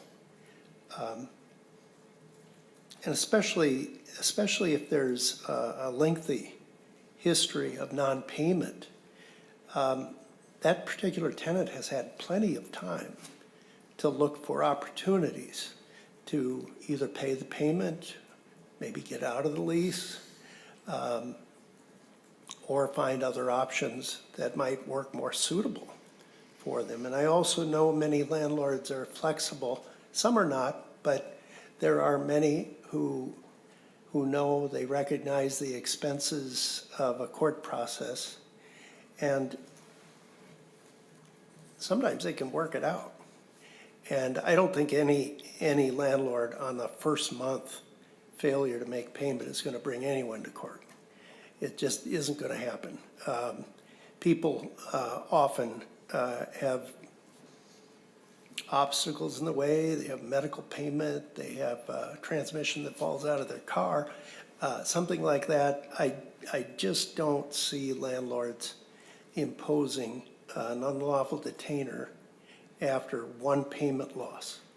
But I just don't think the case has been made to extend the writ, knowing that the Minnesota bench has full discretion on recognizing the needs of a tenant and being able to hopefully work it out. So my 2 cents, Mr. Chair. Senator Holmstrom. Thank you, Chair. I actually have a similar question for you. Let's say a landlord on day 10 sends that 14-day notice. Tell me if my timeline is correct here. They then have, on day 24, they file the paperwork. In Hennepin County, let's say they get lucky and get 4 weeks to a hearing, and then there's a 7-day period after that hearing. We're at 2 months, right? So the tenant chose not to pay their rent for whatever reason, they didn't have the ability. On day 1, they've had 60 days or more to find another option. If they have failed in that first 60 days, I don't, see how another 8 is going to solve that problem. And speaking in defense of the landlords, the other party affected here, in my last eviction, during this period, I saw $13,000 worth of damage done to one of my units. This is not the first time that has happened, and I'm not the only landlord that has happened to. It is relatively common. An eviction is a contentious process, and people get angry, and there's nothing that landlord can do to protect their property. In fact, I would often be on the phone with the police watching my carpet and pipes getting carried out of my building, being told, well, they have 3 more days. So if that was extended another 8 days, I can't imagine the damage that could be done. And I just don't think that this is a reasonable thing to do to landlords. I really don't think that case has been made.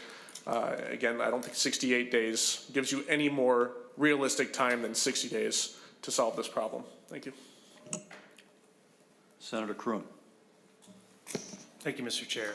I heard from a testifier that the judges have discretion, and this is just giving them another tool to extend the 7 days to the 15 days, the implication being that judges will exercise that discretion. But in my experience, the law already gives judges the discretion. The existing law already does that. It says that they may stay the writ for a reasonable period, not to exceed 7 days. But in my experience, judges always give the 7 days. So I guess my question is do you have any statistics or are there any studies to show how often a judge stays the writ for less than 7 days? Senator Boldon. Mr. Chair, appreciate that question. I don't have specific statistics on that, but as we are having this discussion, I too, as Senator Limmer mentioned, trust the discretion of judges, and this does not take away that discretion. It completely leaves discretion intact, which is important. It simply, right now the discretion goes up to 7 days. It just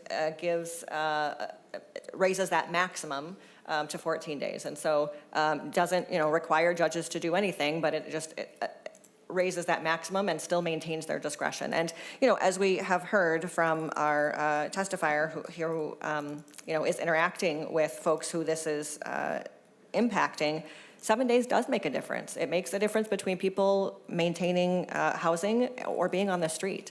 Having to move out of a home, especially with a family, as we said, is incredibly stressful, and even a few extra days makes a big difference. And it may make the difference between them having to move out at all or being able to access rental assistance, which does take some time. And so appreciate the comments around, some landlords are flexible, and that is certainly true. But it is also true that some are not, and some do take action within the first month. That is within the bounds of the law right now. And so to say that, we don't think that is happening, it is happening, and we want to keep people housed. Mr. Chair. Senator Kreun. Thank you, Mr. Chair. And keeping with that line of judicial discretion, changing this stay for what's now up to 7 days, now up to 15 days, do you think that judges should be able to articulate a reason for going above that 7 days? Do you think that that's how the judges should operate if this bill were to become law? Senator Boldon.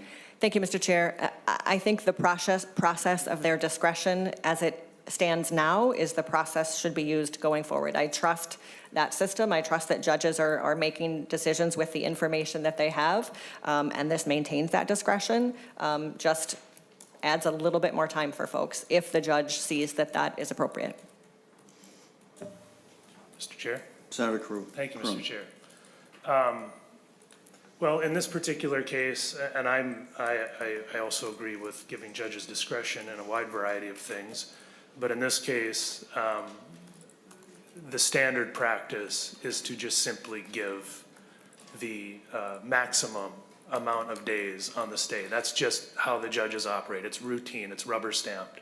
And so my fear is that if you raise this from 7 to 15 days, that practice is going to continue. So we can talk about judicial discretion, and we can talk about particular sympathetic situations that warrant more than 7, but up to 15. But in practice, if we just simply change that number, it's going to go on autopilot. It's going to be an automatic 15 days in every case. So I think if we're going to make this change, the proper way to do it would be to put a little more guidance in the statute for the judges.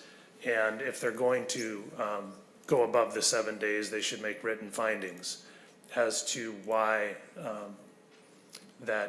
why they're exercising their discretion to go above the 7 days in that particular case. So I would offer an oral amendment on page 2 after line 4.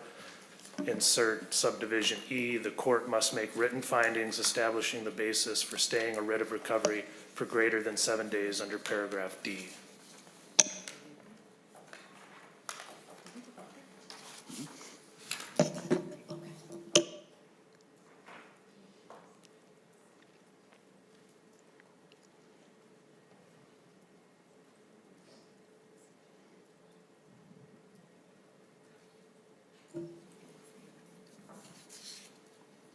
Any discussion on the proposed amendment? Senator Boldon, your position on the amendment. Thank you, Mr. Chair. I would ask for a no vote on this oral amendment. I think the process as it stands, again, trust that judges are well within their bounds to use their discretion. They do that in many cases, and this does not change that. It just expands the amount of time. And so they are going, I fully trust that judges are going to make the best decision as they see fit, given the information that they have, and those decisions will be appropriate. Senator Westrom. Thanks. Mr. Chair, I would have a question for the author, Senator Boldon. Is it your understanding or intent to make this the widely used rule, or more the exception to go beyond the 7 days? And I ask that because it seems like this would be reasonable if you're going to extend it, but what's your intent with this bill? Senator Boldon. Thank you, Mr. Chair. Thank you for the question. My intention is that for it to be an option for judges to have. If they hear the case before them and they feel it is appropriate to give a little bit of extra time, whether it's 1 day or 2 days or 7 days, that they have that tool in their toolbox to be able to keep people, families, safely housed. Whether that happens, the percentage of time that happens is going to fully depend on the cases that go to court. Senator Westrom. Mr. Chair and Senator Boldon, I too would share the concerns that Senator Limmer and others have, Senator Kreun have brought up. And just for your perspective, I don't know how much you've been involved in this, but this is a balancing act in the statute already. 2 years ago, your side, the DFL changed the evictions and already extended them 14 days on the front end to try to work out these, which seems to be the better option if people can come to those agreements. We just heard from the one testifier that there's many stops along the way in the process, and so if you're getting to the point where the judge is making an order, that's already after 14-day notice. Up to 14 days for the court to hear the case. The tenants have to have a 7-day service notice, as I recall, within that 14 days. So you can't have a court hearing until there's been at least a 7-day service to the tenants. So they do have multiple times, they're already being alerted that if they don't get this resolved, they're going to have to move. So there's more days than just the 7 that you're representing, I think, in the process. Your testimony was talking about, well, if you only had up to 7 days to move. That is not correct.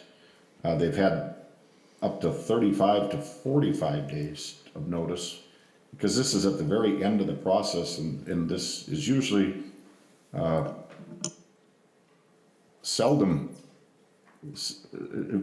majority of cases resolved before this. And so this is just the toughest issues that can't get resolved between a landlord and a tenant. And so I think I would urge you to look at it in that perspective. It isn't that they're just all of a sudden, they got shocked when the judge made an order that said, oh, you got to move out. At that point, they know if they're going to pay rent or catch it up or solve the breach that's in the lease. And they can always solve it. They can always just remedy the breach, whatever it is, if it's non-payment, if it's pets on site, if it's damage to property. They can quit doing whatever is breaching the lease. And so I just hope you take that perspective. So if they're going to extend it another 7 days beyond at the end, I think the Kreun amendment would, at a minimum, be a good way to go. And if there's an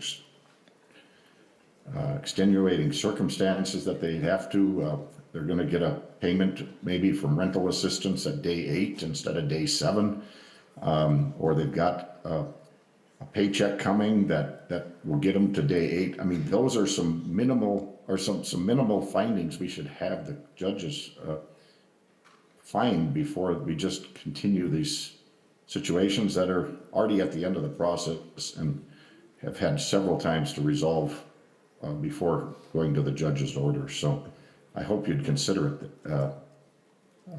as a friendly amendment. Any further discussion on Senator Kreun's amendment? Not seeing any. All those in favor say aye.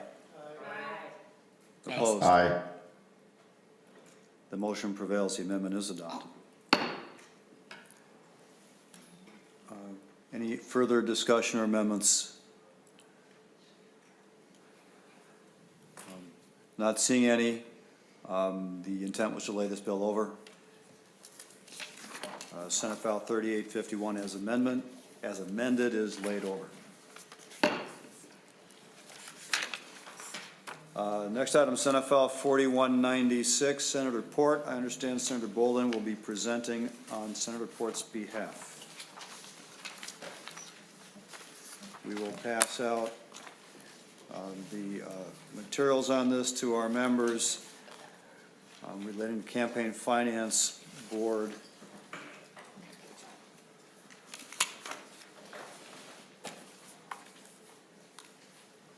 I do not have any testifiers signed up ahead of time. The intent is to lay the bill over for further consideration. Senator Port, why don't you go ahead and describe the bill? Thank you, Mr. Chair. Senator Boldon, I'm sorry. Thank you, Mr. Chair. Yes, happy to be presenting this bill on behalf of Senator Port. I will start by saying that we heard this bill in the Elections Committee where it passed out unanimously. There is are not a lot of bills that pass the Elections Committee unanimously, but this was one of them. This is a bill that seeks to reform the Campaign Finance Board's current penalty structure. So, you know, all of us know and have experience with the Campaign Finance Board, and there are certain rules and regulations that we follow in terms of campaign finances. So when those rules are broken, there are penalties for those. Those penalties, in many cases, have not been updated since 2002 in some cases, for some time. And so this is updating the amounts and add some enhanced penalties for violations that are particularly egregious, that if people are willfully or knowingly violating the laws to skirt around them, it creates some extra penalties for that. We know that spending in our elections has exploded. There is a lot of money spent in our elections, and transparency in that is important. We're going to have much discussion on that, I'm sure, about that today. And so having clear rules and transparency engenders trust in the system, makes it clear for voters that folks are doing the right thing. And we want to be sure that potentially bad actors who are not following our rules and regulations are not just seeing that the penalties are so low that it's just sort of the cost of doing business, that they can just ignore them, skirt around them, do what they wish, and then end up paying a small fine later. We want the penalties to be enough that it is actually deterring this behavior that we do not want in our elections. And so with that, Mr. Chair, happy to take questions. Any questions or discussions from members of the committee? Senator Limmer. Mr. Chair, a number of us on Judiciary serve on the Elections Committee, and the only question I have at this late date is there a need for an effective date? I didn't see one in the bill.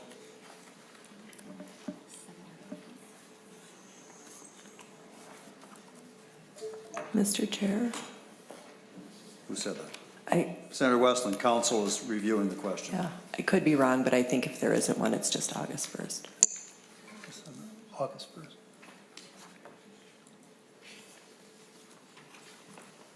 Ms. Primo.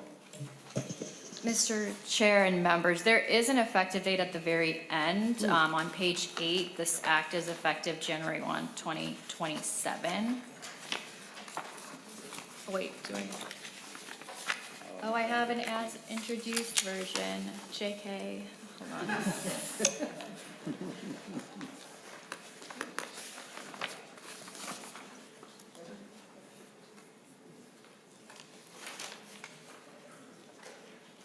Mr. Chair and members, yes, there's no effective date in the first engrossment, so it would be August 1, 2026, except I'm not sure whether we need to clarify that that these penalties would apply for violations occurring on or after August 1, 2026. I wonder if, I don't know if the board or who, the proponents of the bill are here and if they have an opinion on that. Typically that is sort of the way we phrase things if there are new or enhanced penalties being added to the bill. Senator Boldon, would you support an amendment to clarify the effective date and its application to offenses committed on or after that date? Thank you, Mr. Chair. I will say, yes, that makes sense to me. We did have some discussion in the Elections Committee about the effectiveness date and actually adopted an amendment unanimously to get to this point, as initially the effective date was further out, and we had some discussion about wanting it to be effective sooner to impact elections that are happening this year. And so I think what is being described, I would support and make sense. Senator Limmer. Thank you, Mr. Chair. Yeah, I remember the discussion about whether or not this is to apply to this year's election or next year's, or following thereafter. However, I did see on page 3 there is a reference to a gross misdemeanor on line 2. And since it's a criminal matter, traditionally, we have August 1st as the enactment date. I'm not quite sure how it fits in, but with the plan to keep it applicable to starting in January of 2027. Senator Limmer, it sounded like Senator Boldon and the Elections Committee desired to have it effective August 1st or sooner rather than waiting until after this election cycle. Is that consistent with what you would prefer to see? I don't as well? recall, Mr. Chair, and that's why I raised the question. Okay, Senator Boldon, is that a fair description? Thank you, Mr. Chair. Yes, it was, and this was, as I said, an oral amendment actually in the committee around moving the effectiveness date up so that this would apply for the election this year. Well, somehow there's no effective date listed in the engrossment. So is that an error in the engrossing office? It did not reflect what happened in the Elections Committee? That is an excellent question, Mr. Chair. Well, we'll clean that up right now. How's that sound? Ms. Primo, would you like to describe the amendment with an effective date, August 1st, and applying to crimes committed on or after that date?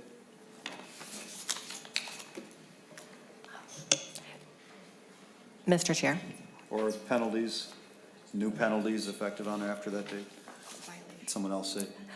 Senator Boldon. Thank you, Mr. Chair. I was reminded, the original bill had a later effectiveness date listed. The amendment removed that, thus making it the default effectiveness date, which is why we don't see one, which is August 1st. Fair enough, but we have some additional language we'd like to put in, I think, to clarify exactly how it applies. Is council on the same page? Could you please describe the language for an amendment to declare the effective date August 1st, applying to crimes committed on or after that date?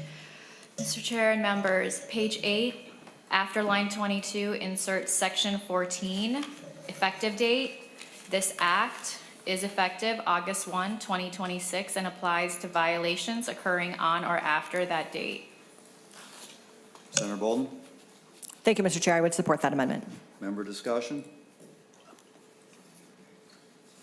Senator Limmer moves adoption of the amendment as described by Ms. Primo. All those in favor say aye. Aye. Aye. Opposed? Motion prevails. The amendment is adopted. Any further discussion on Senate File 4196?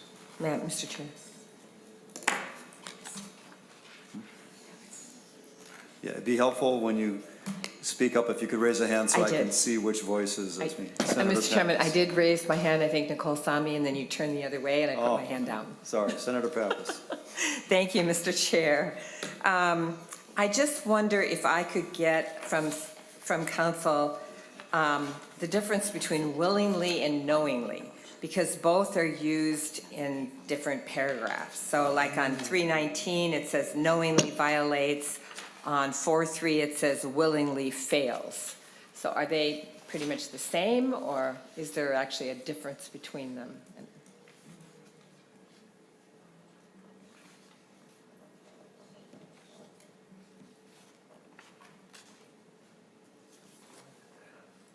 Well, knowing and willing are different levels of intent.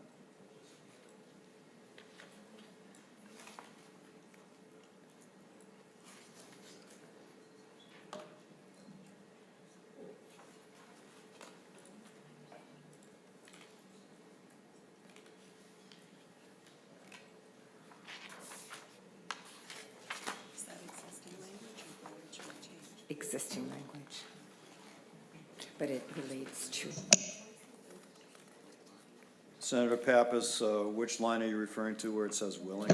Mr. Chairman, knowingly violates 319, and that impacts the fine, which is 4 times the amount reflected on the missing records. And then on 4.3, it says willingly fails, and again, it's the fine is 4 times the amount of the required change of correction. And that's existing statute, right, Senator Pappas? Well, the language willfully and knowingly is existing language, but the penalties are what's being changed.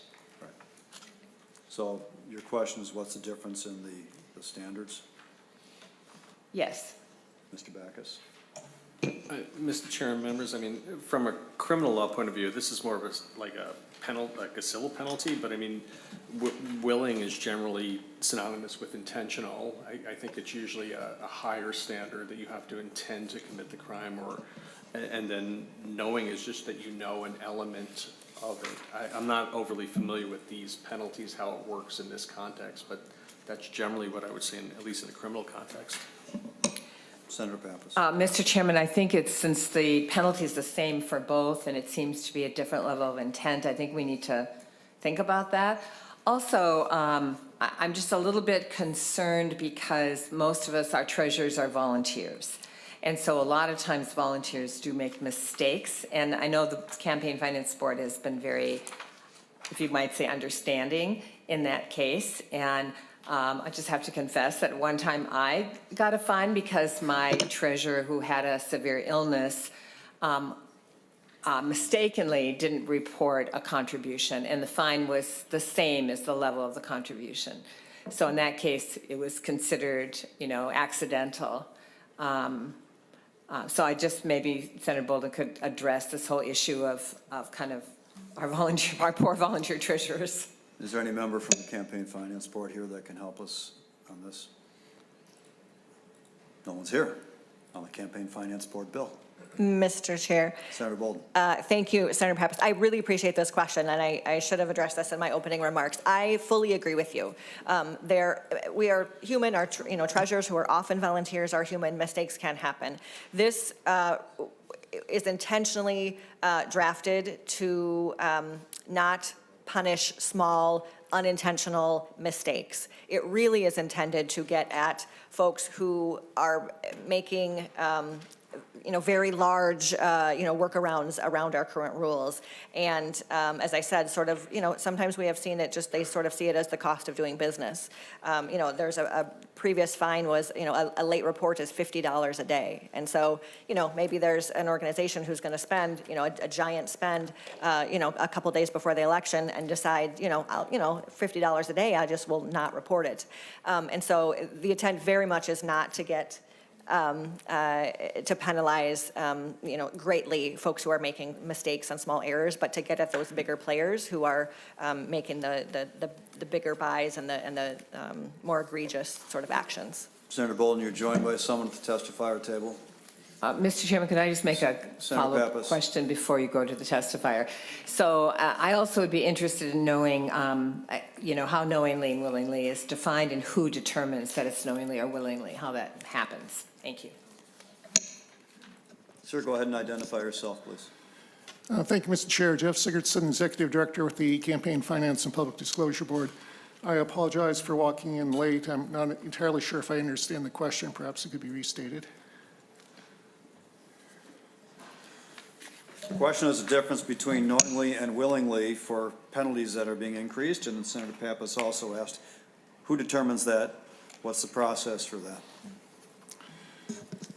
Mr. Chair, Senator, the board obviously would be making a determination as to whether or not there was a knowing violation for false certification. That process involves, if necessary, certainly looking at any bank records that would be appropriate. In theory, administrative subpoenas to bring in information so that the board has full information before making that determination. We're going to have two optional routes right now since the testifier just walked in.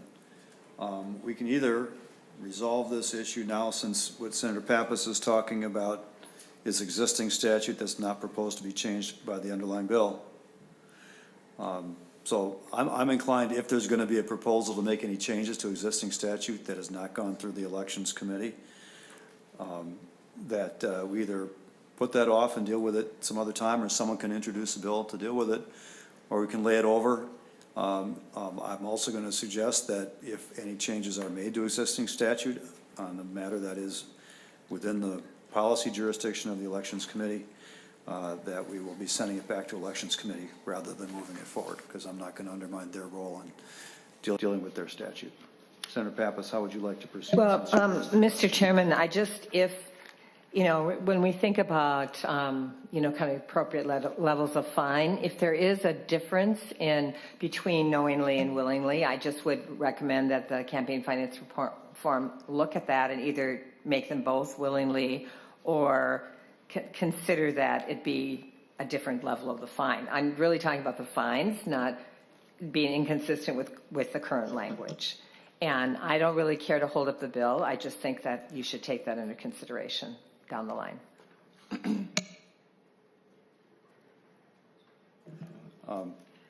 Does our testifier know if these are purely civil penalties, or are they criminal consequences related to them as well?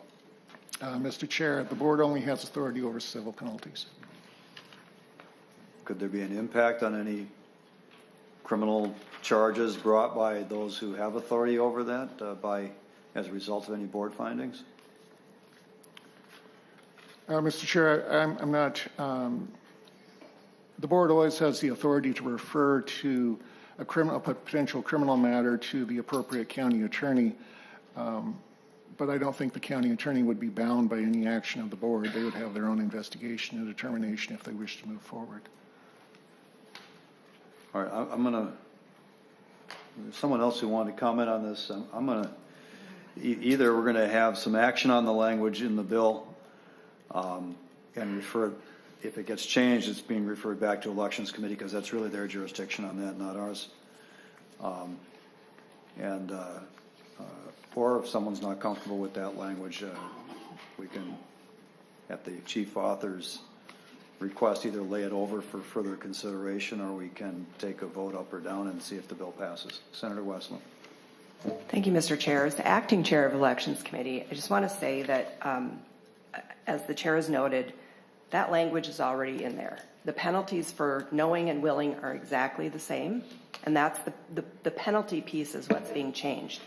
Now, if there needs to be a further discussion on why there's knowing versus willing in various sections of the existing statute, I'm sure that's a conversation we could certainly have in the interim with Mr. Sigurdson to see if it's anything that needs to be changed. But that's not what is before the body today. What is literally before the body today are the changes that are being proposed, and the penalties are exactly the same.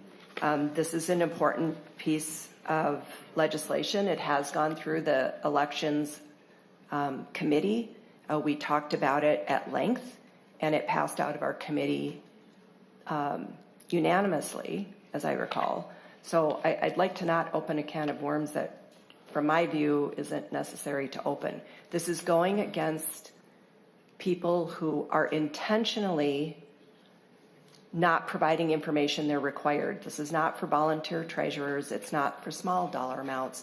This is for big dollar amounts, for instance, that may be donated during that 24-hour reporting period, information that voters or others may want to have, and they're withholding that information because the penalties right now are so low that there's no incentive for them to follow what the law says and what the requirements are, because the penalty is insignificant. So this is increasing the penalties for those people who are intentionally circumventing the law in dollar amounts commensurate with what they are trying to circumvent.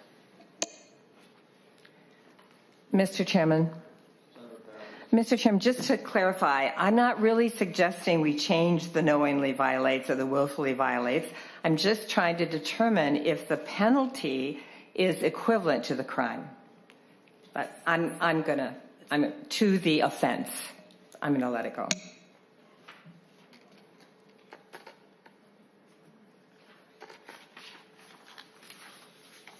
council has pointed out that the terms knowingly and willfully appear throughout this chapter of law in different contexts. So at some point, when it was enacted, there were reasons for distinguishing the mens rea relating to these civil penalties. So I think my preference is that we not make any changes to those now and leave that to the elections committee if someone wishes to follow up by introducing a bill or following up with those changes. I understand the concerns. Personally, it looks like the penalty, at least on page 3, the knowingly has to do with the record keeper, not with the donator. So I'm not going to, frankly, I'm not going to read through the entire election statute right now to figure out whether I agree or disagree with any particular use of the term. It's not the actual proposal that's before us today. So if Senator Pappas is indicating that she's willing to not proceed further down the road as to these distinctions for purposes of today's bill, then we can move on, but it's up to Senator Pappas. It's up to you. You've been around these elections issues for many, many years. Well, Mr. Chairman, I just don't want somebody who's not directly connected with keeping the records. You know, maybe they know of something that's going on, but they don't know that it's illegal, or they don't know that it's a problem, or they don't know. It's just they're not the person who is willingly committing the offense. So that's the distinction I'm just trying to make, and if, you know, fine.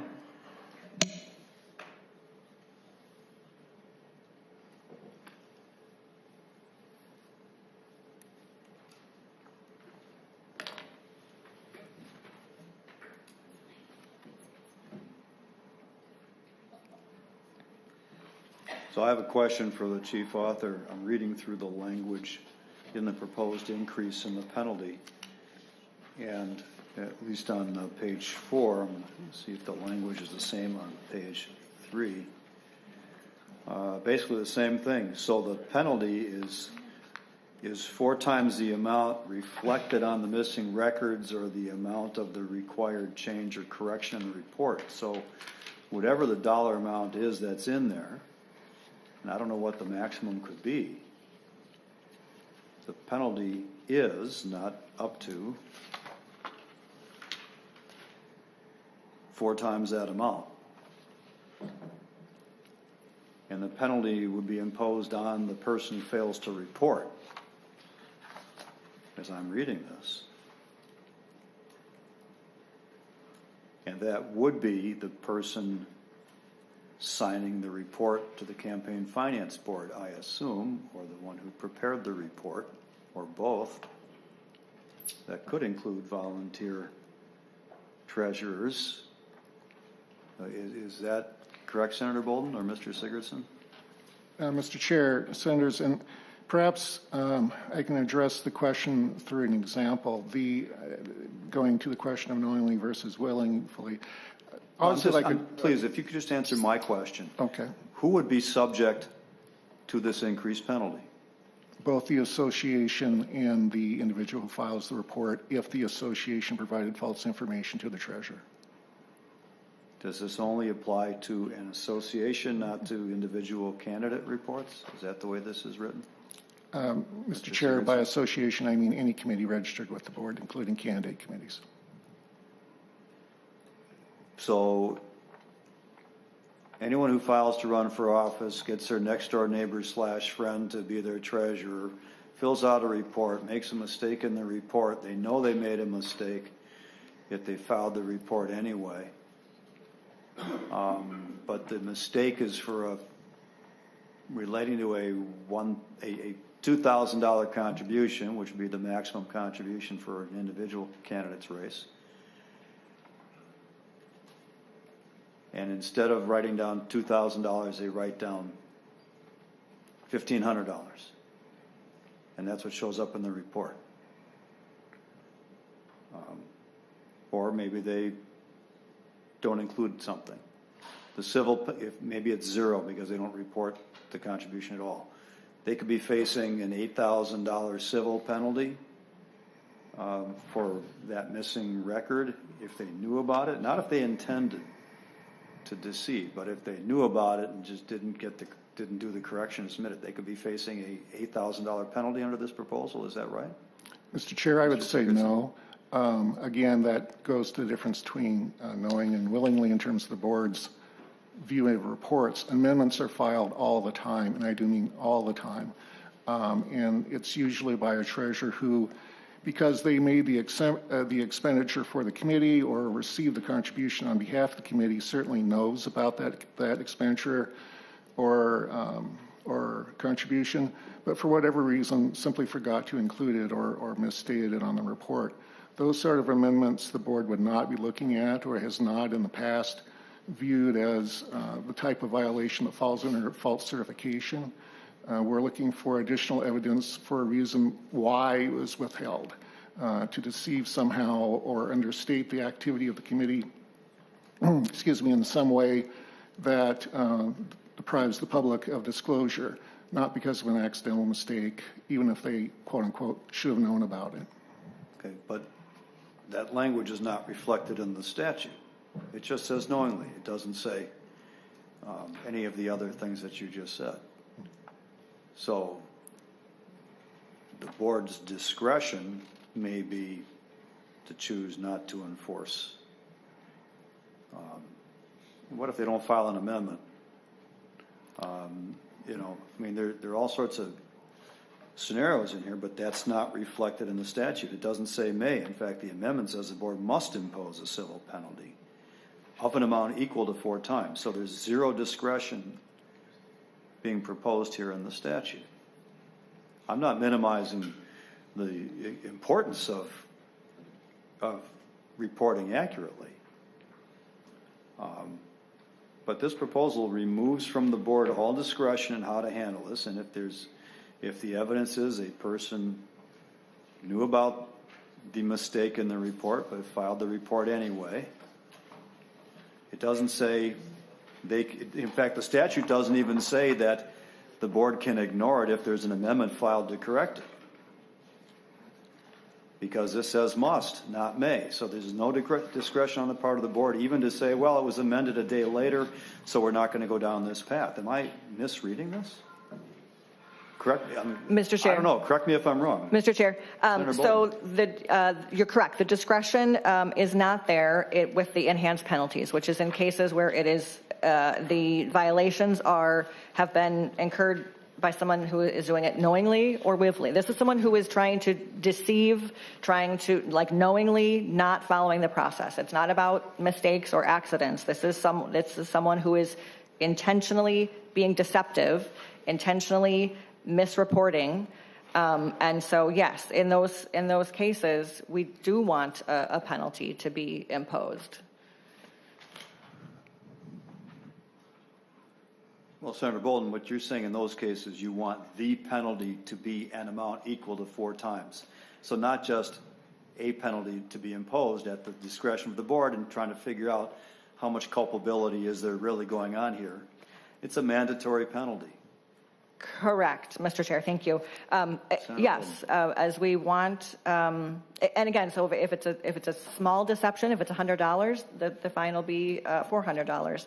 But we want to ensure that if people are knowingly, willfully being deceptive, working outside of our regulations and rules and transparency for spending in campaigns, that it's not just something they can, write off and say, well, it's the cost of doing business. We want to make this choice anyway, and we'll just pay the fine. It doesn't matter. We want it to matter. We want it to actually be deterrent for people to not intentionally work around these rules that are in place for a reason.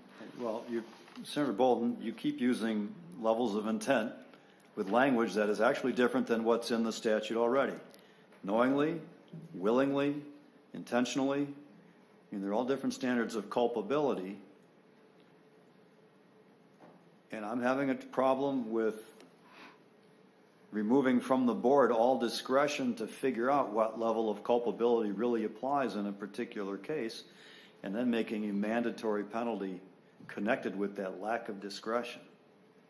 mean, heck, if I were asked to be a treasurer of a campaign with this, I mean, I, of course, would never file an erroneous report anyway, and then if there were an error that were caught, I would never fail to file an amendment promptly, but I'm not sure I'd want to take on any liability for up to $8,000 per violation if that were to happen and I didn't catch something and someone says, well, you knew about it, you signed it, so you owe $8,000.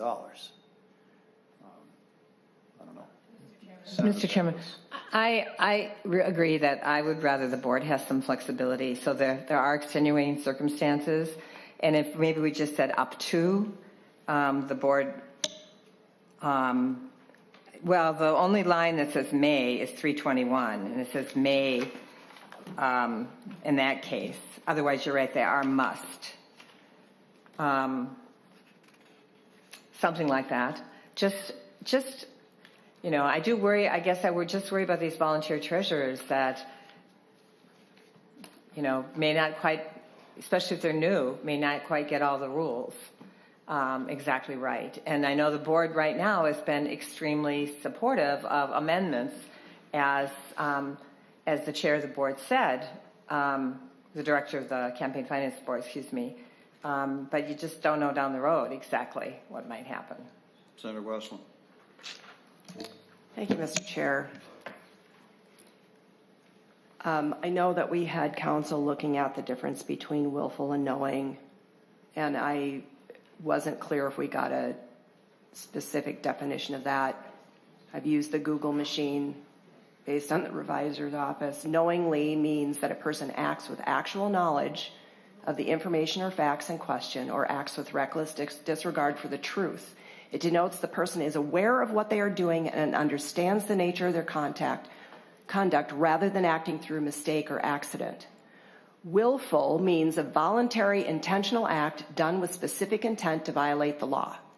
We are not going for voluntary treasurers who may make mistakes. This is going towards big dollar donors who decide that they're not going to file their reports or report contributions in violation of the law, who may get a de minimis fine right now and have no incentive to comply. And that is the conduct that this is going towards. And I think we have gone far afield, in my view, from what we are actually talking about and the conduct we are getting to in this bill. And we are here in Judiciary, we're going to hear the bill, and I guess the committee is going to do what they will, but the Elections Committee that has the jurisdiction over the details of and the substance of election law has vetted this bill. If we need to go back and decide whether a word should be willfully or knowingly, that is, in my view, cleanup language on something that has existed in statute already for years. It has functioned fine. There are already fines in place. Those terms have worked just fine up until this point.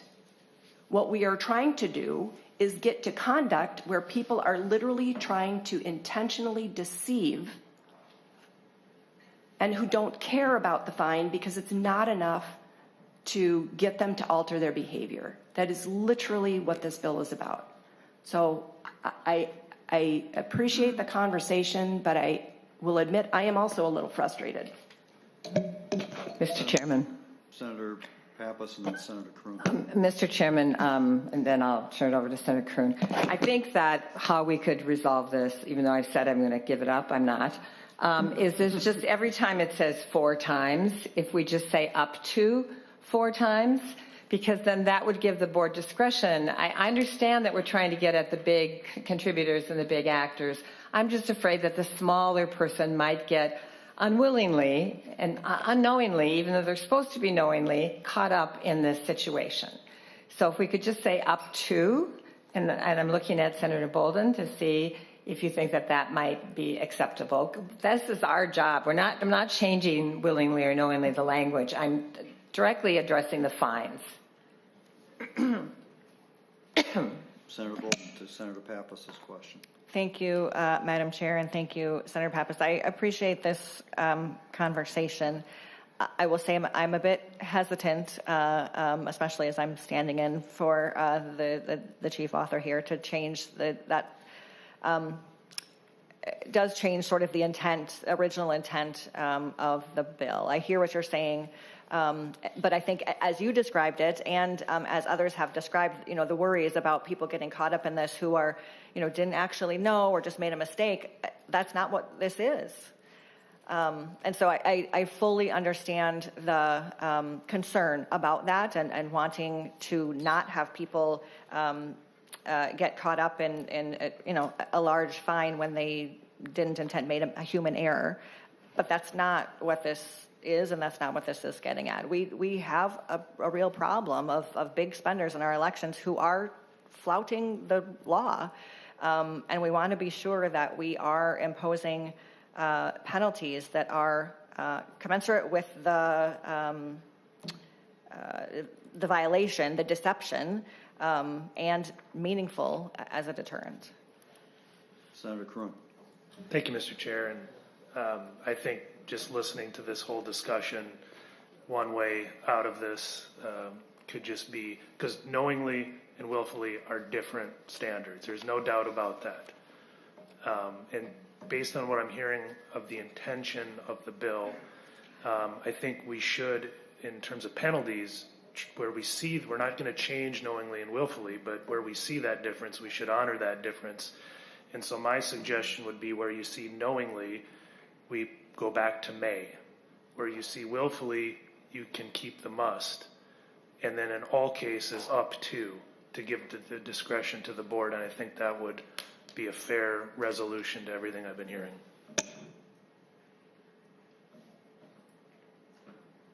Senator Boldon. Thank you, Mr. Chair. Without sort of seeing it, I think I'm understanding what you're saying. And again, I would sort of go back to, in my view, that sort of deviates from the original intent of the language of the bill, which is to ensure that there are, penalties for people who are being deceptive and willfully, knowingly violating our rules should be meaningful and should be enough to be a deterrent and should happen. And so I appreciate the conversation, but my recommendation would be to maintain the intent of the author and of the language. Senator Boldon, you're in a bit of an awkward position because the chief author is not with us here today. And what I'm thinking of doing at this point, maybe see what you have to say about this so that Senator Pork can weigh in, since he was the author of the bill, is to consider laying it over until she's available to join us or can give input on this as the chief author. It's been a really, really interesting discussion as far as I'm concerned, and honestly, I'm on the fence since Senator Westlin read the definition of knowingly in there. It's pretty powerful, and willfully is frankly pretty hard to prove. So I'm a little bit on the fence after this discussion as to what I think. Obviously, we want to deter people who know they're filing a false statement from doing it, but not with the board having discretion to sort of tailor the penalty with a maximum to fit the circumstances. I'm a little bit concerned about pulling that with. As members of this committee know, and others, I've never been a big fan of mandatory penalties anyway, because whoever's imposing them, I think, ought to have some discretion. Usually this comes up in the context of criminal penalties, and I've been pretty firm opposing mandatory criminal penalties. And so I do have a concern there. Senator Westlin. Okay. In every paragraph where we are changing penalties, where some say knowing and some say willing, the penalty is the same. The current penalty is the same in each paragraph. Then why are we changing it? No, what I'm saying is, previously, before the enhanced penalties, there's no difference in the statute between a knowing or a willing. The penalties are In other words, what I'm saying is whether it's willing or knowing doesn't change the level of the penalty in the past. Now we are adding enhanced penalties. And so my point that I'm trying to make is in the past, it has not made a difference whether the word was knowing or whether the word was willing. The level of the penalty was the same. And it's proposed to be the same in the changes as well, Yes, right? it's an amount equal to 4 times. Yeah, so in other words, the word knowing or willing has not had an impact on the level of the penalty. Senator Westlin, why not? I wasn't here when this was originally drafted, and I guess I can't answer that question, but that's how the law has been. That's how the law has been. I don't know the provenance of when that was drafted. All we're doing here is carving out an enhanced penalty, again, for those bad actors who are intentionally trying to thwart the system because the current penalties are not sufficient to prevent the behavior. Well, Senator Westlin, the current penalties in the current statute are a civil penalty imposed by the board. Yep. There's just no dollar amount, minimum or maximum. It's entirely within the discretion of the board at this time. So the board could make a decision based on a knowing violation, an inadvertent violation, an intentional violation, a willing violation. They have complete discretion under the current statute to tailor the penalty to fit the act and the mens rea of the person conducting the act. So what this proposes to do is to impose the exact same penalty, regardless of mens rea, across the board, and make it mandatory, withdrawing any discretion whatsoever from the board to tailor any penalties to the circumstances. So it's actually making a pretty substantial change to the whole framework for the civil penalty structure here. Now, it's obviously a policy decision whether this committee is willing to do that. I mean, this has come to this committee for a reason. Civil penalties are within our jurisdiction. I assume that's why it's here for us to consider. So, Mr. honestly, Chairman. I don't want to spend another hour on this Right. either. So, especially without Senator Port present to help us understand her intent as chief author. Mr. Chairman, I think there's two options. Is one, to just lay the bill over till we can consult with Senator Port, or the other option would be I would take my original amendment, which just everywhere it says equal to just change that to up to. And that would provide the board with discretion, and we're not even getting into any discussion about knowingly or willfully or whatever. So we have two suggested changes, Senator Pappas, one from Senator Kreun, one from Senator Pappas. Both of them add in an element of discretion on the part of the board as to sort of how it's done and where in the language it's done. I guess the only difference would be from Senator Kreun's standpoint, may impose would leave the option of imposing 0, where a must impose a civil penalty would say there's got to be some civil penalty, then the question is what's the amount? I think really that's Mr. the Chair. difference. Senator Kreun? Oh, and mine would only be for the knowingly, it would be a may, so the board would have the discretion whether or not it justifies a penalty. Willfully, it would keep the must, and there would need to be a penalty up to, in all cases up to. Well, we've got two suggestions, but no motion. And we've obviously got a student group has heard enough of this conversation. So thank you for joining us. I don't know if this is part of a civics class or something, but we're glad that you spent time with us today. Mr. Chairman. They will never run for office. Or they will avoid the Judiciary Committee at all costs. Mr. Chairman, I'm just following the judiciary tradition of arguing over may and must. Senator Boldon, do you think that we should go with an amendment? Which would you prefer, or lay it over and discuss it more with Senator Port? Senator Boldon. Thank you, Mr. Chair. I do appreciate this conversation. My preference would be to not add an amendment or change it. I want to maintain the intention of the author, and so my preference would be to lay it over and have further discussion with her.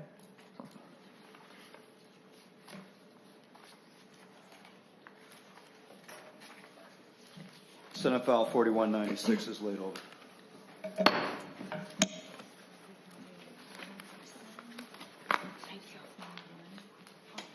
Senator Boldon, we've got a couple other of your bills here before us on the agenda today.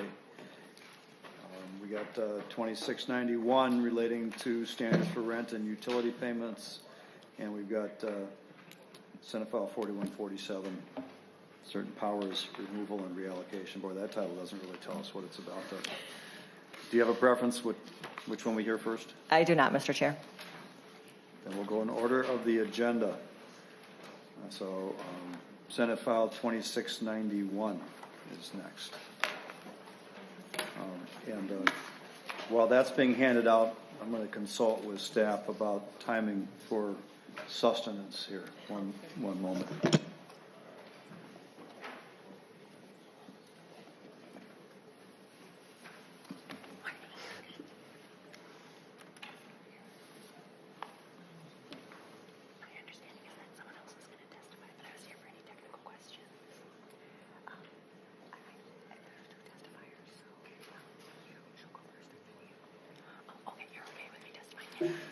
So members, we're going to break for lunch at 12:30 until 1 o'clock, just so you can plan ahead. The cafeteria will still be open for people who want to rush over there to get something to eat, but if you do that, or if you want to send staff over, it might be more efficient, because we will reconvene at 1 o'clock. So if you show up back here at 1 with your food, you'll be sitting at the back table eating it, just so you can plan ahead. Senator Boldon, we now have passed out to the members Senate File 2691. And by the way, when we return at 1 o'clock, we'll take up Senator Hoffman's bill, or as soon after 1 o'clock as he arrives to accommodate his needs. Senator Boldon, let's see. Well, let me just check on the jurisdiction that we've got here. This is coming to us from Commerce and Consumer Protection, and before that it was already heard in Housing. So it comes to us specifically because of our limited jurisdiction. There's the general housing overlap with this committee, which has kind of an ambiguous line to draw between the two committees, although we do have 504B for sure. But I'll refer members of the committee to Section 9, Subdivision 5, Section 10, Subdivision 6 and 7, and Section 11. So we're going to ask our testifiers. We'll take a two-sentence description of the overall bill from Senator Boldon, and then we'll ask our testifiers to testify only to those provisions I've just identified. Please, I don't want to hear a whole description of why the overall bill is wonderful. That's already been considered, so we're just going to focus on our narrow jurisdiction here, please. Thank you. Senator Boldon. Thank you, Mr. Chair. We will, testifiers will do their best. Our, I think, interpretation was the entire bill was under your jurisdiction, but appreciate that very much. So members, thank you for hearing this bill. It is around protections for residents of manufactured park communities. It does three main things. It tackles the issue of excessive rent increases by finally defining what a reasonable rent increase as no more than 3% annually. 2, it creates a true opportunity for residents to purchase their park if it were to go up for sale, to create a resident-owned cooperative. And 3, it creates more enforcement of laws that are already in place and clarifies the community owner's responsibility for things like tree care and utility maintenance. All right, I have Shana Tomenis. Did I pronounce that correctly? Could we reverse the order, Mr. Chair? You can go whatever order you want. Whoever goes first, identify yourself. Hello, my name is Natasha Adams. I own a home in a manufactured home park in Chaska, and I used to work in the park office. I will share just a few of the many predatory management practices I have witnessed. My mother-in-law lives next door to me. When her husband passed away last year, the park started calling her, saying she had to sign a new lease. They said she had not signed the original lease. That was patently false. Please understand the costs inherent to a new lease would have immediately driven my mother-in-law out of her home. Fortunately, WCCO did a story on her, and the park dropped the matter. When I worked in the park office, residents in the process of eviction had to pay for the cost of the park's lawyer. This lawyer charged $200 for every single voicemail. I distinctly remember one woman who left him 6 voicemail messages and was charged $1,200. The egregious injustices manufactured home residents suffer are compounded by the fact that Minnesota laws deny us fundamental rights to consumer protection that every other type of homeowner is afforded. These biased laws practically invite misdeeds by the park owners who hold all the power. We do not deserve to be treated this way. Vote yes today. Please pass our Bill of Rights. Thank you.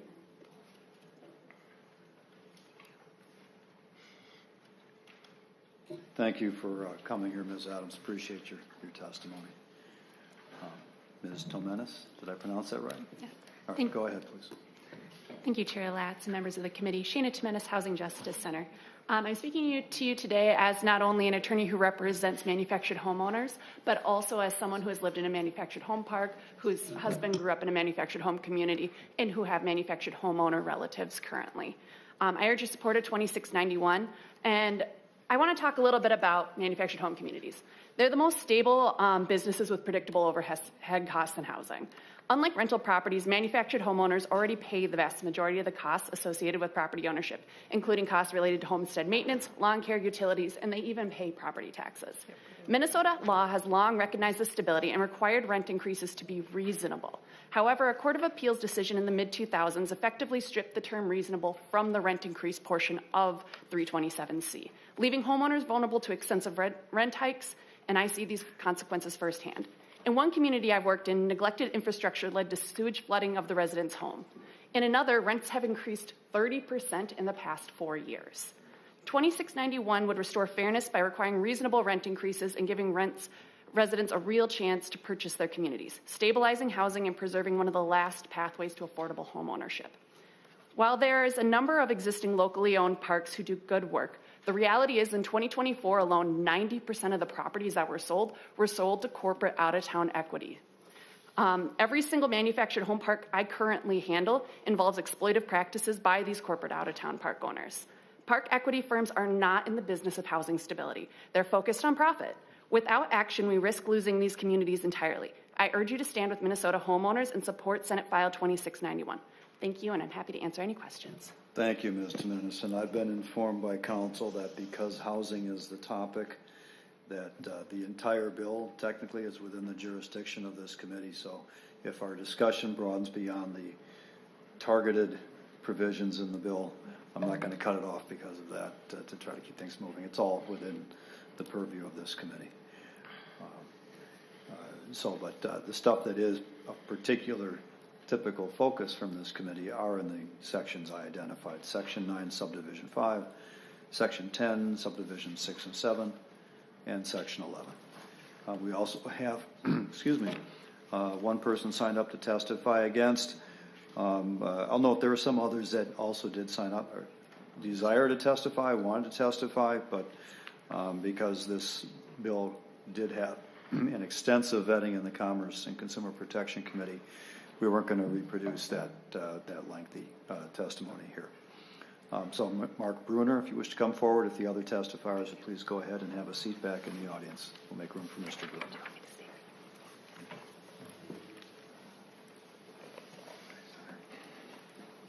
Sir, go ahead and provide us with your testimony.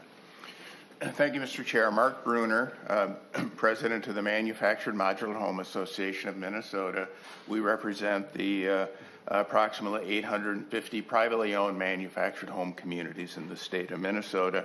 Thank you for the opportunity to address our concerns with the bill. One of the concerns we have is within Section 10.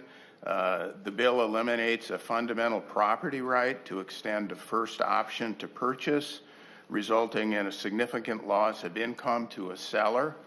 It delays the sale of a community by a minimum of 60 days to allow residents or a cooperative the opportunity to submit an offer for purchase of the community. And during the 60-day notice period, any representative on behalf of the tenants can request and must be provided privileged and confidential financial information not available to the public or even the original buyer making the initial offer to purchase.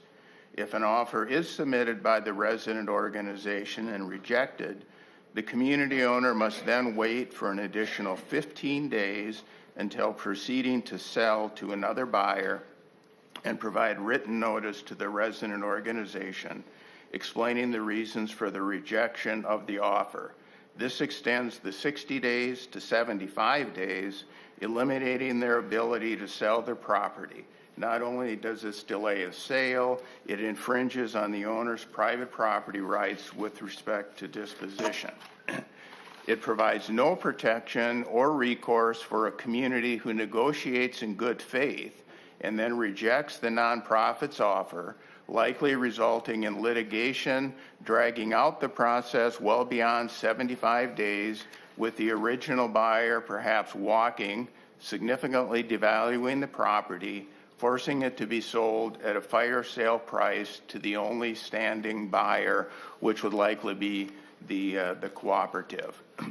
The bill repeals a 2024 agreement now in statute called the Notice of Unsolicited Sale, and replacing it with what is in front of you, essentially a right of first refusal applicable to every sale of a manufactured home community, granting leaseholders and other non-vested organizations ownership rights, taking a property owner's right to transfer or sell their property and tie up the otherwise legitimate sale of the property. Under the 2024 statute currently in place, if a community owner receives an unsolicited bona fide offer to purchase the community that the community intends to consider or make a counteroffer to, they must notify the Minnesota Housing Finance Agency by certified mail and each community resident. The notice discloses the price range and material terms and conditions upon which the owner would consider selling to their residents. Minnesota Housing then distributes a copy to nonprofits that register to receive notice. The statute has been operational for 2 years and works, and lauded by the only nonprofit portfolio holder of cooperative communities. After closing on another successful acquisition, the CEO of the cooperative stated the new state law created an opportunity for NCF to connect with the seller and propose a sale to a resident cooperative. So the new statute is operational and does work in lieu of a right of first refusal. Mr. Bruner, you were informed ahead of time you had about 3 minutes, and we're over that now, so please wrap up. Oh, thank you, Mr. Mayor. So another provision that we are concerned with imposes statewide rent control on all manufactured home communities. The bill, I understand there may be an amendment, imposes a 3% rent cap on all manufactured home communities that needs to be justified by improving the health and safety of the residents. That's not even defined in the statute. Essentially, it leaves it up to the courts to determine. So, Mr. Bruner, we don't have that amendment in front of us. If we do, then you'll have an opportunity to testify to it. I understand, Mr. Chair. I did see it posted, but it hasn't been offered yet. That's correct, Mr. Bruner. Thank you, sir. So the concern is who determines the definition of health and safety of residents in being Mr. Bruner, I'm sorry. That amendment is not before us. We're not going to take testimony on it right now. If that amendment is offered, you'll have an opportunity to testify at that time. Thank you for your testimony here today. All right. Thank you, Mr. Chair. All right. Now we're going to open up the floor to discussion, member questions, or any amendments. Senator Kreun. Thanks, Mr. Chair. I'll offer the A8. Staff will distribute the A8 amendment. While that's happening, Senator Kreun, please describe your amendment. Thanks, Mr. Chair. I think this is mostly a technical amendment. It changes made delivered, or made available to delivered, and specifies how the park is supposed to do that. It just adds some clarity. I think the way it's drafted right now is ambiguous, and so this is, hopefully it will be accepted as a friendly amendment. Senator Boldon, have you had a chance to review this amendment? Thank you, Mr. Chair. I did see it posted online this morning, and I think this is reasonable and would be fine to accept, to suggest a yes vote. Thank you. Is there any discussion relating to the A8 amendment? Senator Kreun moves adoption of the A8 amendment. All those in favor say aye. Aye. Opposed? Motion prevails. The amendment is adopted. Senator Kreun, did you have any? Any other discussion on Senate File 2691? Senator Kreun. Thank you, Mr. Chair. I'll offer the A9. Staff will distribute the A9 amendment. Senator Kreun, please describe it. Thank you, Mr. Chair. This is an amendment to the rent control provision of this bill.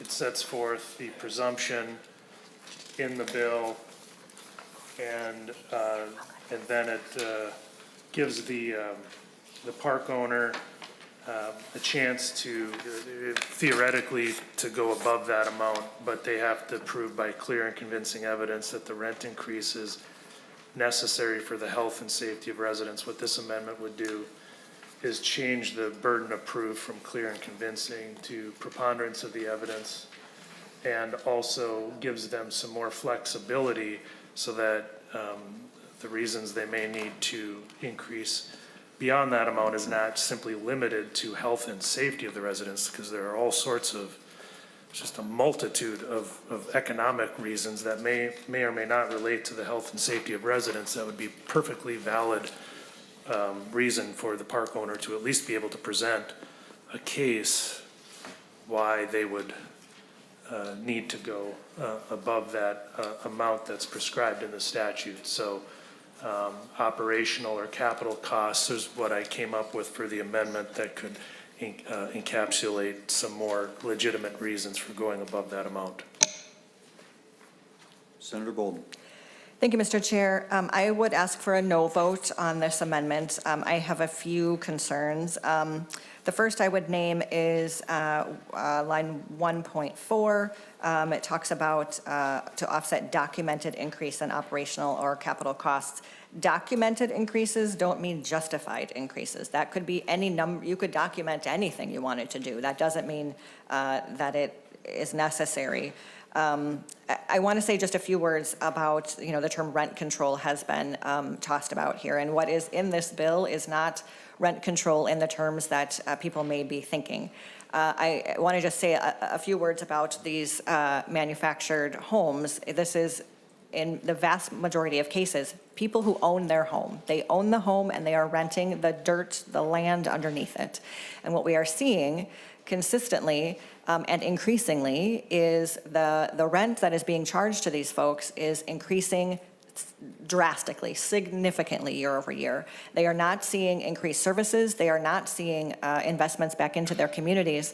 It is price gouging and increased profit for largely private equity companies who are coming in and purchasing these parks. And so it is not the same as what we think of as rent control in other spaces. And what happens then in these cases is that people are being priced out of their homes. They own their home, but they increasingly cannot afford the rent as it has, goes up 8%, 10%, 12% in some cases.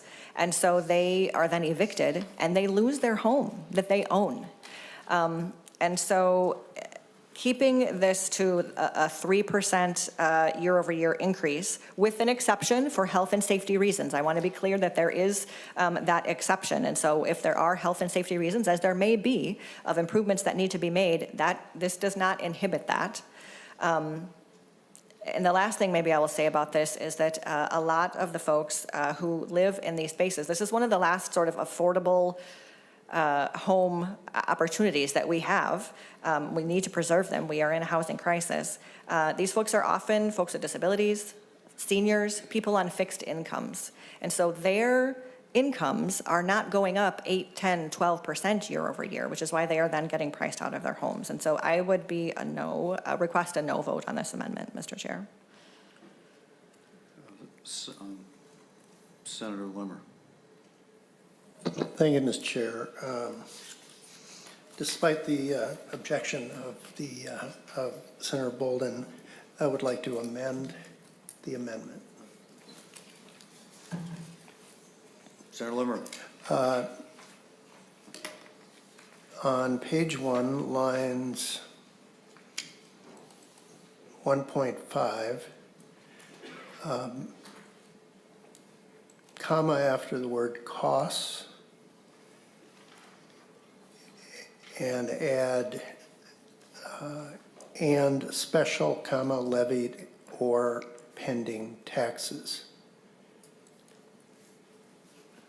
What I'm trying to do is include other costs that was not included in the amendment in order to arrive at the total cost that may have, or the factors that may affect the cost. So recognizing taxes is certainly an expense that should be recognized. Senator Limmer, could you repeat the precise language? I may need help from counsel. What I'm trying to do is include the word special levied or pending taxes as additional factors that would influence the cost factor. I'm just wondering where we might put commas in there. Right. If you were to do this, is it special, comma, levied? Special, or comma, pending levied, taxes? comma, So or special pending. taxes, levied taxes, or pending taxes? That's Correct. what you're intending it to say? Ms. Primo? Just in terms of drafting the proposed amendment. Mr. Chair and members, I think line 1.5 of the A9 amendment, after costs, insert and special levied or pending taxes. Would you put a comma after special, just so is it a series of 3 different kinds of taxes? Sounds like that's Senator Limmer's intent. Is that? That's correct. Is that the way you would draft it, Ms. Primo, to effectuate that intent? Mr. Chair and members, okay, so seeing that there are 3 different types of taxes, I would put and special, comma, levied, comma, or pending taxes. So to the proposed amendment to the amendment. So not to the overall amendment itself, but to the proposed amendment to the amendment discussion.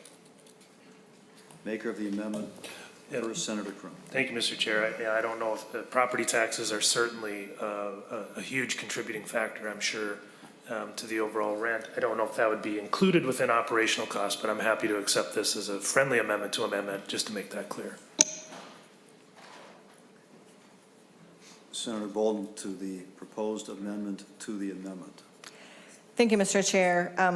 I would recommend a no vote on this. I think it adds, as I'm also opposed to the underlying amendment, I think, again, I will go back to the sort of egregious practices that we are seeing, the predatory behavior that we are seeing often that is impacting folks, residents who are living in these homes, who also pay property taxes oftentimes. This will not allow more fairness into the system for them to avoid these egregious practices, so would ask for a no vote.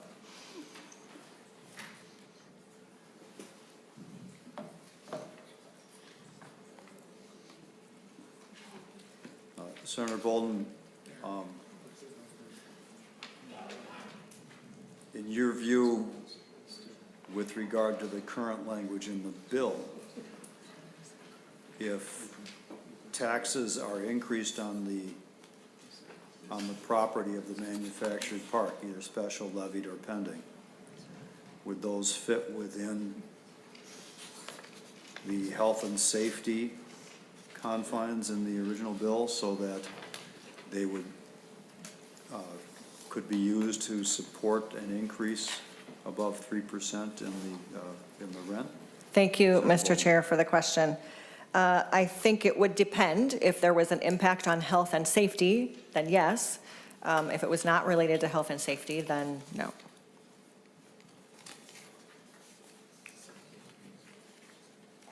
That wasn't the question.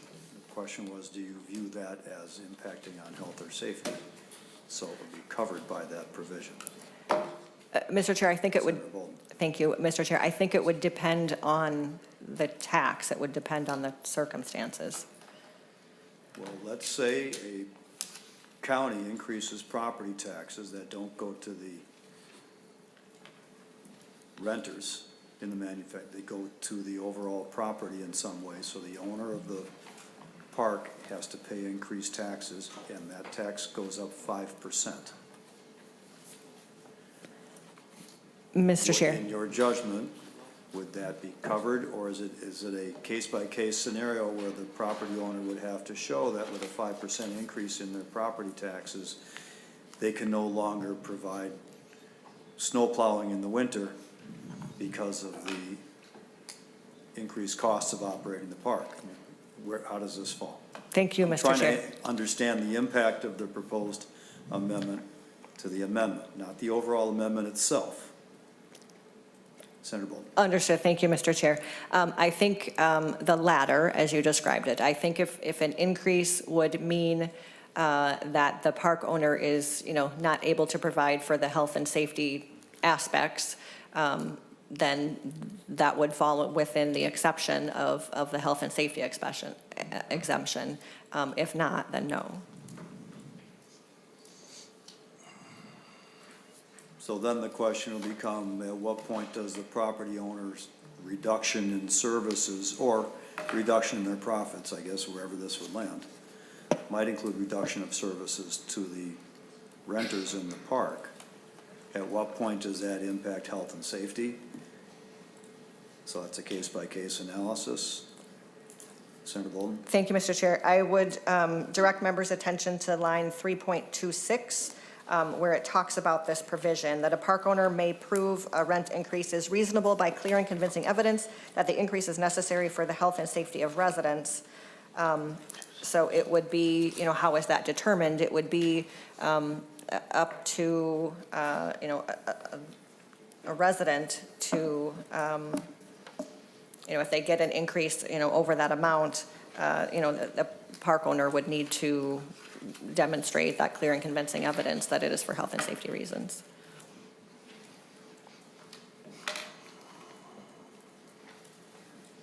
Any further discussions or conversation? Senator Westrom, I believe you had Mr. your Chair. hand up online. Senator Westrom.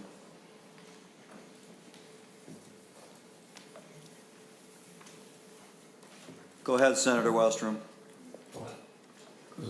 Mr. Chair, Senator Boldon, on this clear and convincing evidence, so is it going to be incumbent on the owner to go to who to get the rate increase above 3%? Do they go to the park board, go to the court, or do they just raise it and then somebody can challenge them afterwards?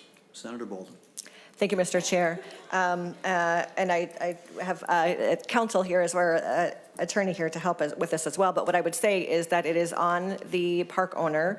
If they raise it above that, a resident would, inquire. Park owner would need to provide that evidence that it is for safety, health and safety reasons. And if not, then it would end up in court, is my understanding. The other piece I would just mention here is that the unknown in this equation is the profit margin of the park owner. And so that is a black box, and that is something that we are seeing increasing. And so, whether they, have a reduction in services or not, the unknown part here is, is that determined because they, because of the operating costs or because of their profit margin? And maybe my testifier would have some additional information about that. Ms. Tomanis. Specifically as to the standard and the mechanics, if there was an increase above 3%, the park owner would, as part of their annual notice of what the increase is, would put that in there. They'd say the increase is 7%. And if it was and then a resident could challenge that in court. The burden would be on the park owner to provide clear and convincing evidence of why that 7% is. And there's been a lot of talk about property taxes. I want to put it in perspective that manufactured homeowners enjoy a lower property bracket than even an apartment complex. For example, in Cimarron Park, which is in Lake Elmo, for the 3 parcels of land that 500 home lot is on, they pay less than $80,000 a year in taxes. They collect over $500,000 a month in rent. So the idea that the property taxes is going to be what's going to put us above 3% that's a very small part of a very large puzzle, generally speaking, cross properties. So, Mr. Chair, Senator Boldon, would a park owner then, with this law, be able to go around to all the residents ahead of time and have them sign off that they would determine this as clear and convincing that they need the rate above 3? Is that one way to do it? Because it seems kind of clunky, and there's a lot of not much certainty then if they really have those costs. Nobody likes to go invite litigation, and it sounds like that would be what you're promoting here or saying is just go litigate it. But as I'm thinking it through, and that's why I asked the question, seems like a park owner could be preemptive and go around the park and get people to sign off on the reasonableness, the clear and convincing, and then avoid that. That would be another way to do it. Ms. Clemanis.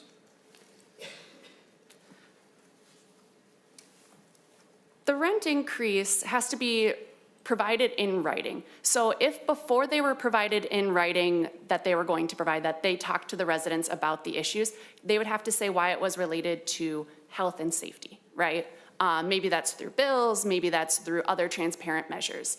I would say that one person agreeing that that's reasonable does not extinguish the individual resident owner's right that doesn't believe it's reasonable. That could potentially involve litigation.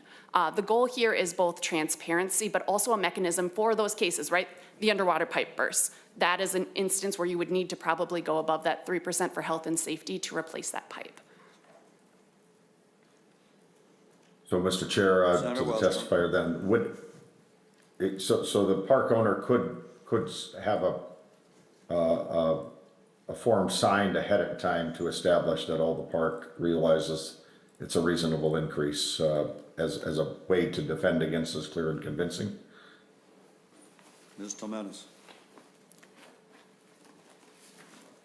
In court, a court may consider what a layperson considers to be reasonable for health and safety, but a court would consider that among many factors.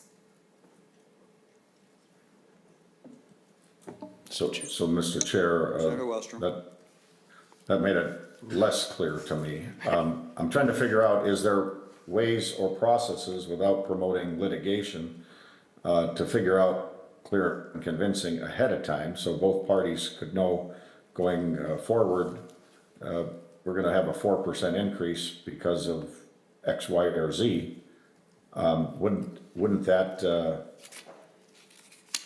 that be an option, or are you saying that's not an option and they can sign all the documents they want and disclose and visit with the tenants ahead of time, but if somebody wants to change their mind, they could sign an agreement that says this is clear and convincing and reasonable to me, and then a month later file a suit in court? Is that what you're saying, or is it possible that they could preemptively figure this out ahead of time, and if all the park members sign off, they'd be able to proceed with a rate higher than 3 beyond the rent control? Ms. Clemanis. If every single member agreed that this made sense, that what you're showing me makes sense, I believe that that would be something that a park could do and would be considered very favorably. I will say, as a matter of course, manufactured homeowners don't want to go to court. It's a hard time finding an attorney. I'm one of a handful of attorneys that specialize in this area across the state of Minnesota. So I find the idea that a park owner who's doing their job and went ahead and showed everyone and everyone agreed this is good, that someone would turn around and say, no, I find that not reasonable now, and be successful in court. I find the odds of that being very low. So I do believe that that could be a route. Mr. Chair. Senator Kreun. That's it for now, Mr. Thank you, Mr. Chair. Senator The bottom line is that we're looking at a bill that's essentially going to regulate the mobile home parks. And to Senator Westron's point, there is no mechanism for pre-approval in this bill. The mobile home park is going to have to, if they need to raise their rents above the cap that's set forth in this bill, they will have to risk it. They can send out notifications, they can try to make their case, they can go do whatever they want with their residents, but the bottom line is there's no pre-approval mechanism. So they will just have to do it and then just hope that nobody sues them. And I appreciate the testifier's perspective, but given the penalties in here, the idea that mobile home residents not going to be able to find a lawyer to go and litigate this is not true, we'll say. Does not confine to reality. There will be plenty of lawyers that would do this, and all it takes is one. So if we're going to regulate this industry like we do, power company or something, I don't know how you couldn't have a pre-approval mechanism for the park owner to go in and make their case in advance to avoid litigation and all the penalties that might come with it, particularly when you're talking about clear and convincing evidence and you're limiting it to health and safety. Now, we don't know if because we don't know if my amendment will be adopted, so we don't know for sure if that'll be the final product, but the author is recommending a no vote on the amendment and the amendment to the amendment, so that is my assumption at this point.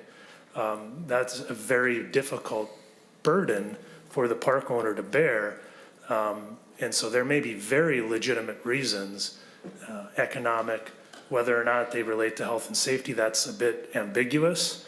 But that, if it remains that way, that's an additional burden that they have to link it to health and safety, even if there's legitimate economic reasons. They have to prove it by clear and convincing evidence. And they have to basically take their chances and go to court to find out. So I think this is given those realities, given the no pre-approval mechanism, this is an abundantly reasonable amendment. And quite frankly, the amendment doesn't go nearly far enough. So members, we're going to make a decision on Senator Limmer's proposed amendment to an amendment. My own view is that if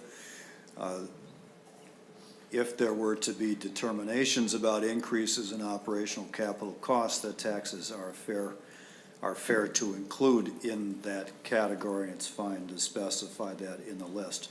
It's a separate question whether or not the underlying amendment itself ought to be passed. So on the question of Senator Limmer's amendment, on line 1.5, after the word cost, to insert and special, comma, levied or pending taxes.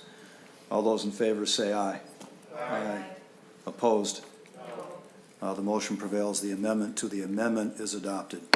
Now we are on the underlying amendment as amended, the A9 amendment. Is there any further discussion on that amendment?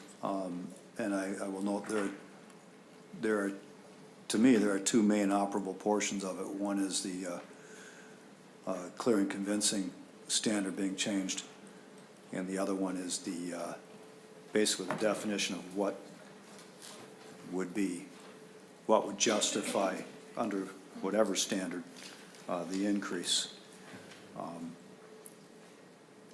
So to that conversation, Senator Kreun. Thank you, Mr. Chair. To ignore the economic realities that are out there, I think would be a mistake when we're making law. I'm not minimizing any predatory behavior that is going on out there. I think we could address that in a more limited way. But there are multitudes of economic factors that could result in a park owner having to increase rents beyond an arbitrarily set number. And if we don't acknowledge that economic reality, there's going to be some unintended consequences that come here. There's absolutely going to be situations where there's going to be a reduction in services to the residents. And I don't want that. There's certainly an incentive for underinvestment in maintenance and infrastructure. We're going to be having mobile home parks that are getting older and older and older, and we're completely disincentivizing park owners from improving those parks and make them a livable, a good place to live, which many of them are. And we don't want to do anything to disincentivize that. And if we just have this rigid cap in there without any flexibility for these parks to operate when certain economic situations come up, it's ultimately going to lead to less desirable mobile home parks for our residents to live in. And so I think this is a very, very modest amendment and a reasonable amendment that should be worthy of this committee's support. Senator Boldon, how do you address Senator Kreun's suggestion that tying it only to health and safety would in effect, sounds like what Senator Kreun is saying, is it'd be a drive to the bottom in terms of the minimum standard for health and safety at a park rather than funding improvements in the quality of the park itself? Senator Boldon. Thank you, Mr. Chair. Thank you for that question. We are already seeing that. As we talk about a decrease in services, that is happening now, has been happening. The economic reality hits the homeowners harder than the park owners. These are folks who are living paycheck to paycheck on fixed incomes, oftentimes folks with disabilities, seniors. They are not looking to go to court. They are trying to get by. They are trying to keep the roof over their head and trying to put food on their table. And so we know that this 3% is possible. There are a handful, a dozen plus resident-owned cooperatives of manufactured park homes across the state who have been doing this for years, keeping their rent either flat in many cases, or when they do have to increase, it's $4, $6, very small increases, because they're not bring in a profit, because it is just for what is needed. We know because of that, the operating costs for a unit are about $275 a month per unit in one of these communities. And what we have seen over the last years with the predatory behavior of these largely faceless, out-of-state private equity companies is that they are, as I said, raising the rent 4, 6, 8, 10% year over year with no increased services, with no investment and development into the parks. There have not been development of new manufactured home parks in this state for decades, 40 years. And so, if we don't address this part of the predatory behaviors, we are not addressing the problem that we are seeing. So Senator Boldon, it sounds like what you're saying is that the knowledge of the industry is that operating costs are comparatively low, certainly compared to the increases that are being faced by some of the owners, like private equity owners. And, so within the 3%, there should be plenty of space to pay for operational capital costs or tax increases and improvements to keep the park nice for the residents. That's to the benefit of the residents, no one else, right? And that, what you're saying is that's doable well within the 3%, and that the only reason that they would want to go above the 3% is either because there's a health and safety issue or to increase, unreasonably increase the profits of the park owner.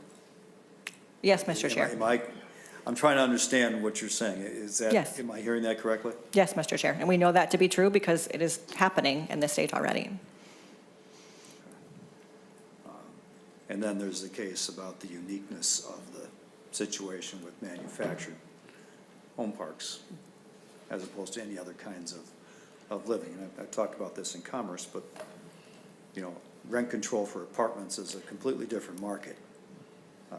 There are new apartments being built all the time. People have the ability to move and find other apartments. That's not really the case here, because it's $20,000 or so just to move a manufactured home, and there aren't any new manufactured home parks being built, so there's really no place to go. Or they're forced into a sale of probably the largest asset that they own.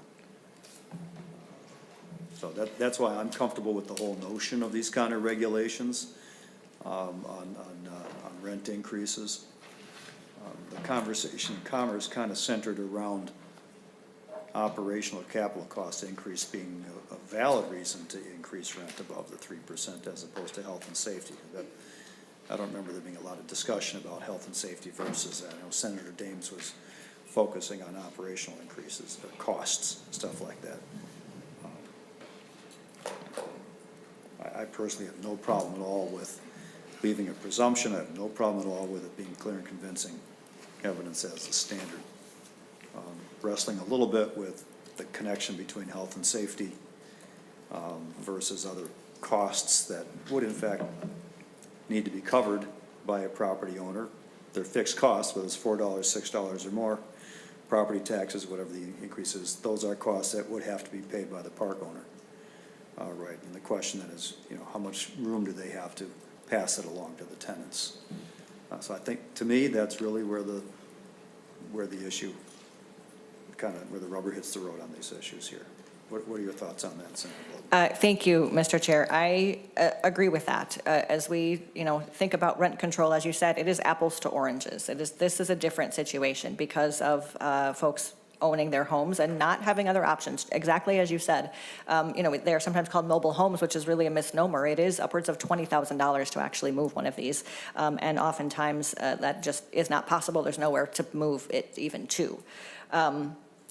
And to your point about, the profit and is there room, don't take my word for it. The private equity corporation that owns a park in Sartell sells a course on how to make money from these. The quote in that course is something along the lines of, doing this is like chaining customers to a Waffle House. Like, they're just like, it's offensive.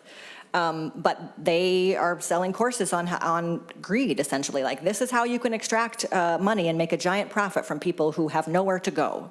And so you don't need to take my word for that. They are saying it themselves, that this is a cash cow for them. And we are just trying to add a little bit of fairness and level the playing field a little bit.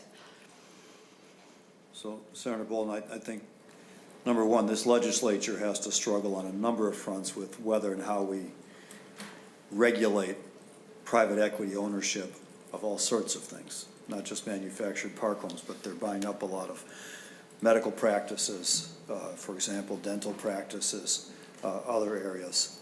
Single-family homes, that's an issue, and there's another bill around to limit quantity of ownership of single-family homes.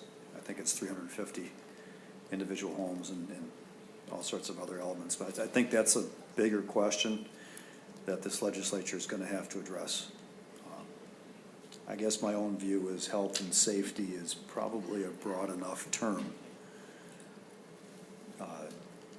to encompass increases in operational or capital costs or taxes to the extent that they're going to impact the ability to maintain the quality and the operation of the park.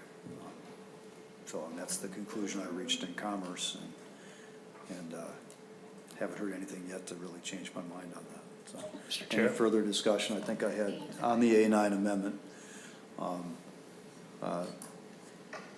I guess I should note there were three parts of the A9 amendment. I didn't mention the third part, which was the first part on the amendment changing the presumption to a grounds for challenge. That's clearly, to me, I'm perfectly fine with the presumption, but that's up to the committee to decide. I have Senator Holmstrom and then Senator Westrom, but if Senator Kreun, as the maker of the amendment, wants to comment first, we can go ahead. Senator Kreun. Mr. Chair, I was just going to ask if dividing the amendment would be helpful in separating out the last part from the burden of proof. That's a tactical question for the maker of the amendment to make. It's up to you, Senator Kreun. If you want to think about that, we'll see what the other senators on the list have to say about it. I'm keeping my eye on the clock only because I said we'd have lunch at 12:30, and we want to be respectful of Senator Hoffman, who has health reasons for not wanting to go deep into the afternoon with his testimony, which is why we wanted to start at 1 o'clock or so for him. Senator Holmstrom. Thank you, Chair. Senator Boldon, I'm trying to reconcile two statements that you've been making. One is that this is a wildly profitable opportunity for the park owners, but you also stated that there's been no new parks in Minnesota for 40 years. If I had the capital, based off of your testimony, I would start a park. Is there a reason that people with capital aren't investing massively into this opportunity if it is the case that it's wildly profitable? Senator Boldon. Thank you, Mr. Chair. Senator Holmstrom, they don't need to develop a new one. They are buying up the ones that are currently here, which is, again, bringing giant profits for them. And so they don't need to develop a new one. There are current parks, and we are seeing that increase across the state. They are increasingly, I think in the last couple of years, in the parks that were sold, 90% of those were sold to private equity companies. So they're buying the ones that are already there. Senator Holmstrom. Thank you. I guess that there might be some truth that they are buying them. The parks in my district they're emptier than they've ever been. I grew up in many of them, and they're now empty. I don't see this as an opportunity to make a ton of money, and I haven't talked to these park owners, but it's my understanding that they're not doing well right now. I don't hear a question there. Senator Westrom. Mr. Chair, Senator Boldon, lots of things I could say, but I'm wondering, would you, pending the outcome of this amendment, would you be open to us extending the 3% cap to all of government units as well, including state government? So we could give the whole state the same treatment if this is good for this situation. I think maybe that would be a policy we should talk about if it's that sound. And so I'm just wondering how would you feel about that? Senator Westrom, we're going to treat that as rhetorical. That's way outside the scope of this bill. Any other comments within the scope of this bill? Mr. Chair, I disagree. Senator Westrom, you're talking about all governmental units and increases in expenditures. We have before us a bill specifically relating to manufactured home parks. If you have a question or comment relating to this, actually, we have the A9 amendment before us specifically. If you have any questions or comments related to the A9 amendment. Senator Westrom, please do not interrupt me. We are considering the A9 amendment. If you have a question or comment about the A9 amendment, you are welcome to address that at this time. Anything else is going to be ruled out of order. Senator Westrom. Well, Mr. Chair, I did have a question because if the author is supportive of this and having some reasonable ways to go above 3%, that is one situation, and if she's not, that changes the dynamic of how this amendment should be viewed. So I don't know that it's up to you to decide if my question is serious or not. It was a serious question, so. Senator, I did not say it was not a serious question. I'm saying a question about whether government as a whole across the state ought to be allowed to raise their revenues or taxes above 3% is a question that is way beyond the purview of this committee and certainly beyond the purview of this bill and beyond the purview of the amendment that is before us.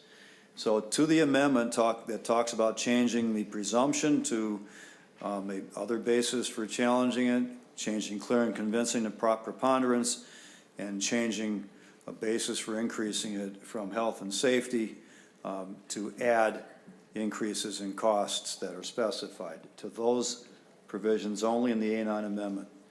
Senator Holmstrom, and then we'll give Senator Kreun the final opportunity on that question. You can decide how he wants to present the amendment. Senator Holmstrom. Thank you, Mr. Chair. To my earlier question and to this amendment as a whole, there was a testifier, I think he's still in the room, that represented trailer parks, and you had told him that if these amendments came up, he would be given an opportunity to speak again. I would hope he could address what my earlier question was, specifically around the costs associated with the parks and whether or not this 3% would be inappropriate.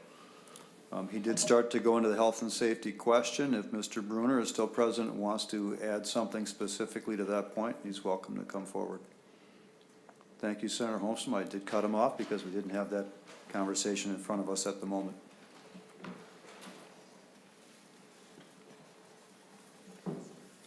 Mr. Bruner, please keep your comments focused specifically on this question. Okay, thank you, Mr. Chair. Mark Bruner. So the question being the 3% related to health and safety, and is that enough to cover costs? We don't believe the way the health and safety is defined, allows 3% to cover costs. We don't know what will be included. The discussion here has been that it would have to be determined perhaps by the courts relative to what's included, and the 3%. Matter of fact, there was testimony earlier this week in another committee by a community owner that his property taxes have increased nearly 100% in 2 years.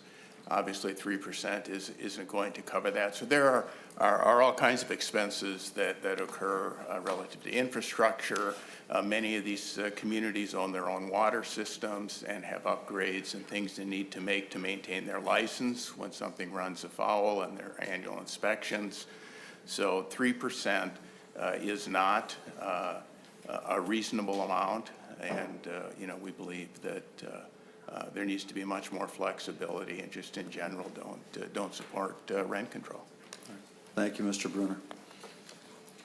Senator Kreun, to your A9 amendment as amended, how would you like to proceed? Thank you, Mr. Chair. I'll divide the amendment to separate out the clear and convince, well, we'll just say the 1.4 and 1.5 as one part of the amendment, and then the rest is the other. Which part of the amendment would you like to consider first, now that you've divided the amendment between lines 1.3 and 1.4? Thank you, Mr. Chair. I'll go with 1.1 to 1.3 first. 1.2 and 1.3 first? Yes, Mr. Chair. All right. My sense is we've had more than ample conversation about these issues, so we'll go straight to a vote. Senator Kreun moves the language in the A9 amendment, lines 1.2 to 1.3, be adopted. All those in favor say aye. Aye. Opposed? No. No. The motion does not prevail. To part two. Division, Mr. Chair. There being a request for division, all those in favor of part one of the A9 amendment, raise your hands.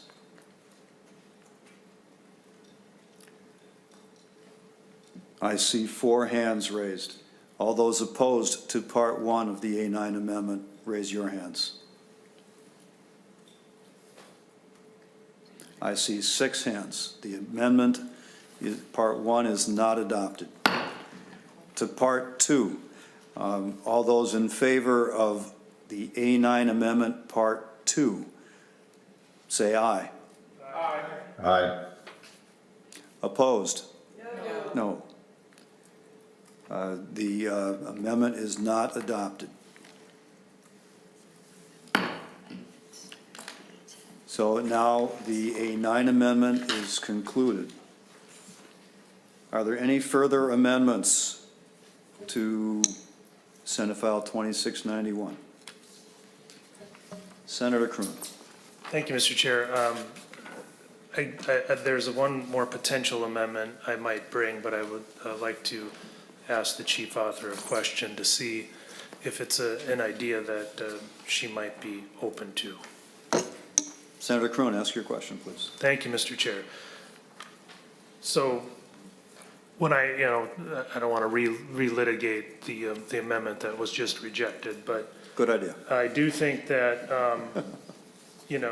Senator or Chair Latz, quality of life does not necessarily equate to health and safety. There's many more quality of life issues for residents in mobile home parks than simply whether or not it affects their health and safety.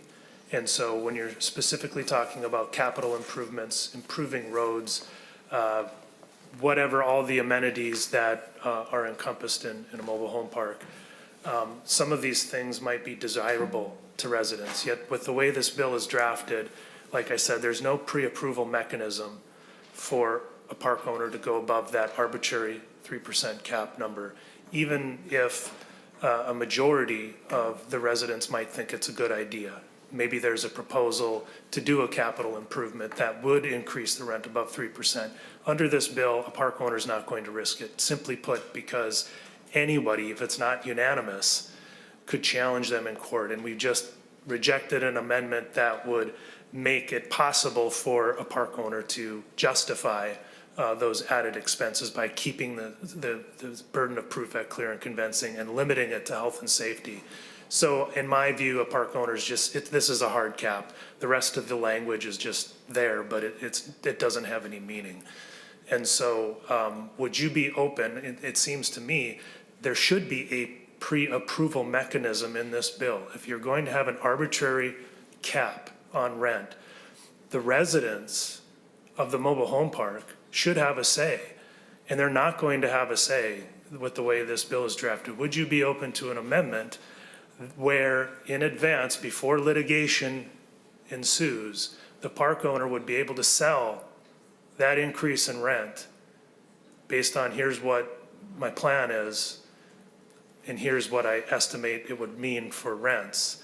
And if a majority of the responding residents agree that that's okay, then that would include, that would mean it's presumptively reasonable under your bill.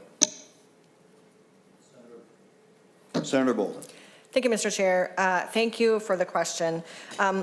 One thing I want to just add is that this bill was crafted with the input of residents of these parks. This is not just my idea that I made up.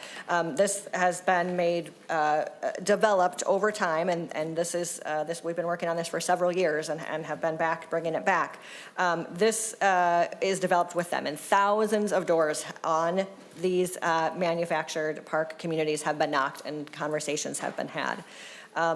And so I want to be clear about that point. To the point of capital investments and, improvements on parks that are desirable, that should be happening. It is not happening right now.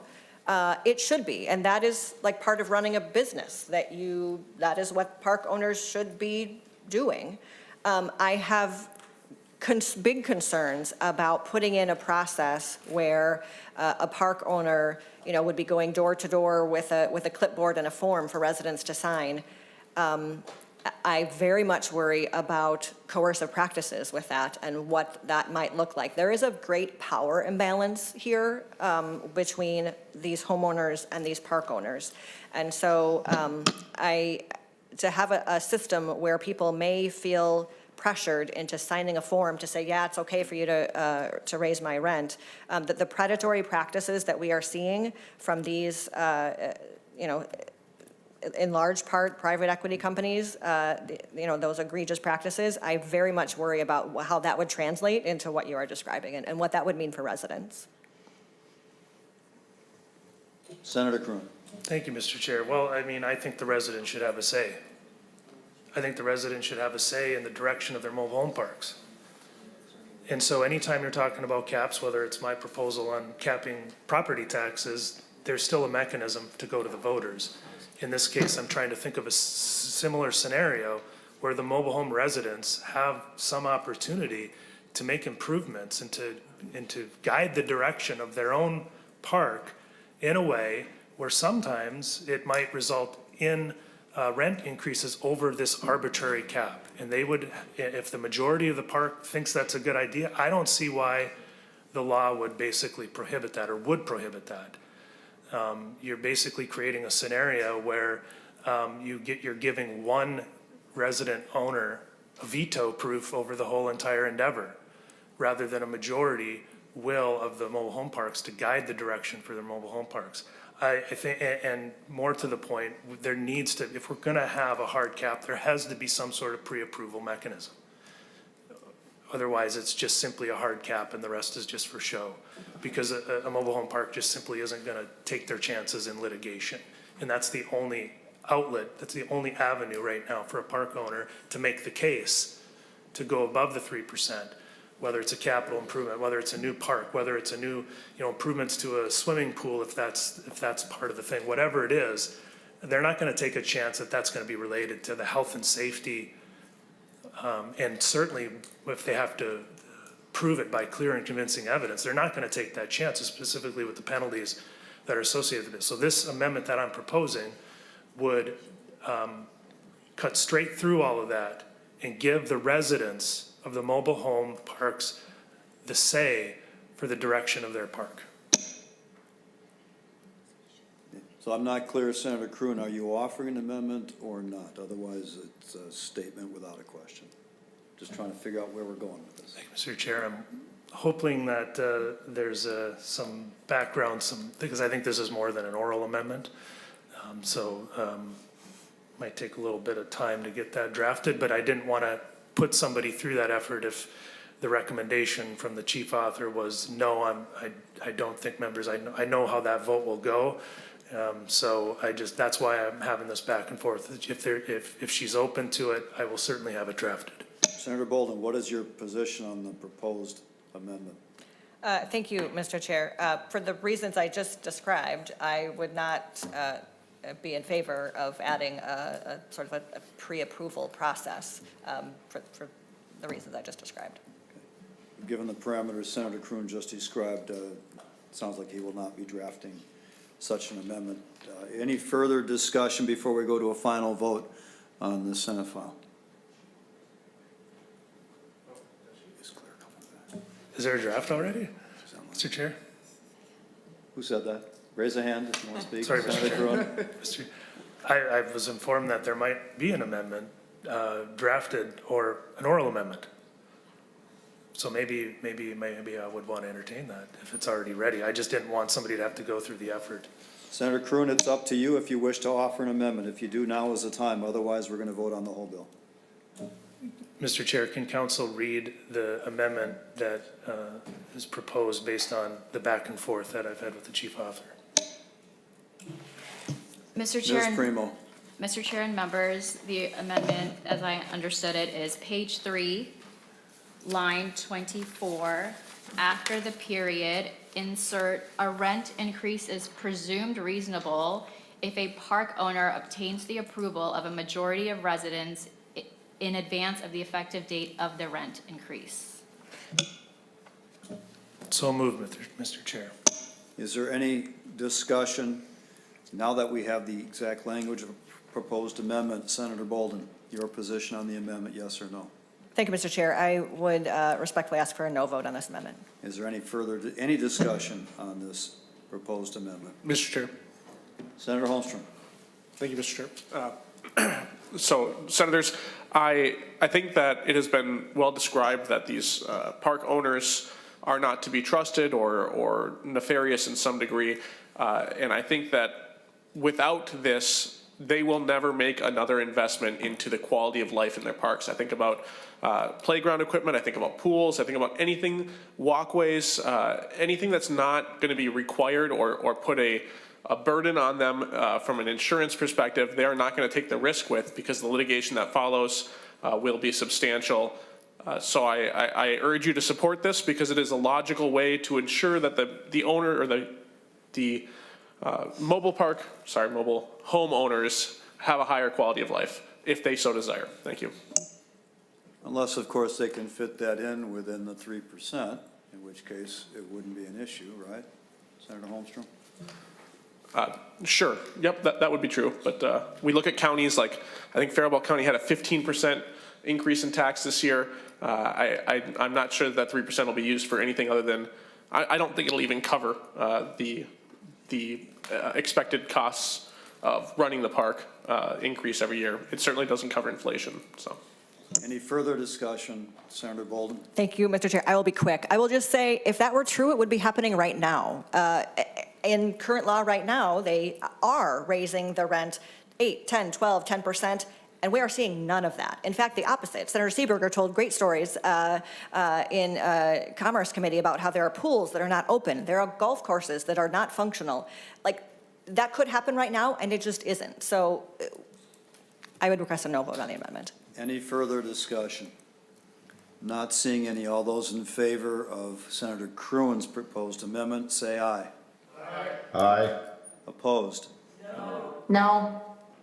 The motion does not prevail. The amendment is not adopted. Not seeing any further amendments or discussion, the question occurs on Senate File 2691 as amended. Members, I will note that we have received input from fiscal staff that none of the amendments that were adopted changed the zero fiscal note. So the motion is to send this bill to the floor. Senator Westrom, your hand has been up online. Did you have an intention to speak further, or is that a leftover from your previous comments? No, Mr. Chair, I'm just going to make a final comment as we go to a vote. I know we're moving there quick. I'll be quick. Final comment. Senator Bolton, I think there's a lot more work that needs to be done on this if we're going to impose these kind of rent controls. I heard you multiple times say, oh, they have profit. Well, every business has to have profit, just like the Mayo in Rochester, or they wouldn't be in business. And so I think to hear that point of view kind of tells us and skews how what this legislation is intended to. And your own words that said we haven't had a new park open for years and years. That's the message we should take to heart. We have tried to bring housing reforms through the legislature only to be met by opposition from folks. And this is some of the most reasonable priced housing we can have. And so I think we should do more to try to cooperatively figure out working with regulations and ways to bring more manufactured housing to our state, not less. And your bill, unfortunately, if it's even if it's well intended, is going to result in less housing opportunities. And that's why it's wrong-headed. I think it needs a lot more work before we pass it out of here. Senator Bolton, final word before we vote as the chief author. Thank you, Mr. Chair. I will be brief. I appreciate the conversation. The intent of this bill is to support residents, to add some fairness to this system, to be sure that we are keeping people housed. Right now, the predatory behaviors that we are seeing, people being priced out of their homes, we should be doing more to support this, one of the last sort of affordable housing options in our state. This is based in what residents are saying would be meaningful to them, actions we can take to step up for them, and we have a choice as a body to decide, are we going to be on the side of residents who are struggling to, just make ends meet, paycheck to paycheck, put food on the table, or are we going to stand with private equity companies who are raking in giant profits and preying on Minnesotans? There's a choice to be made there. Senator Clark moves that Senate File 2691 as amended be recommended to pass and be sent to the Senate floor. All those in favor say aye. Aye. Opposed? No. The motion prevails. Members, do we have Senator Hoffman's arrival imminent, or? Okay. Members, it's 5 minutes to 1. We will reconvene in 30 minutes. This is your chance to grab some lunch. We are in recess.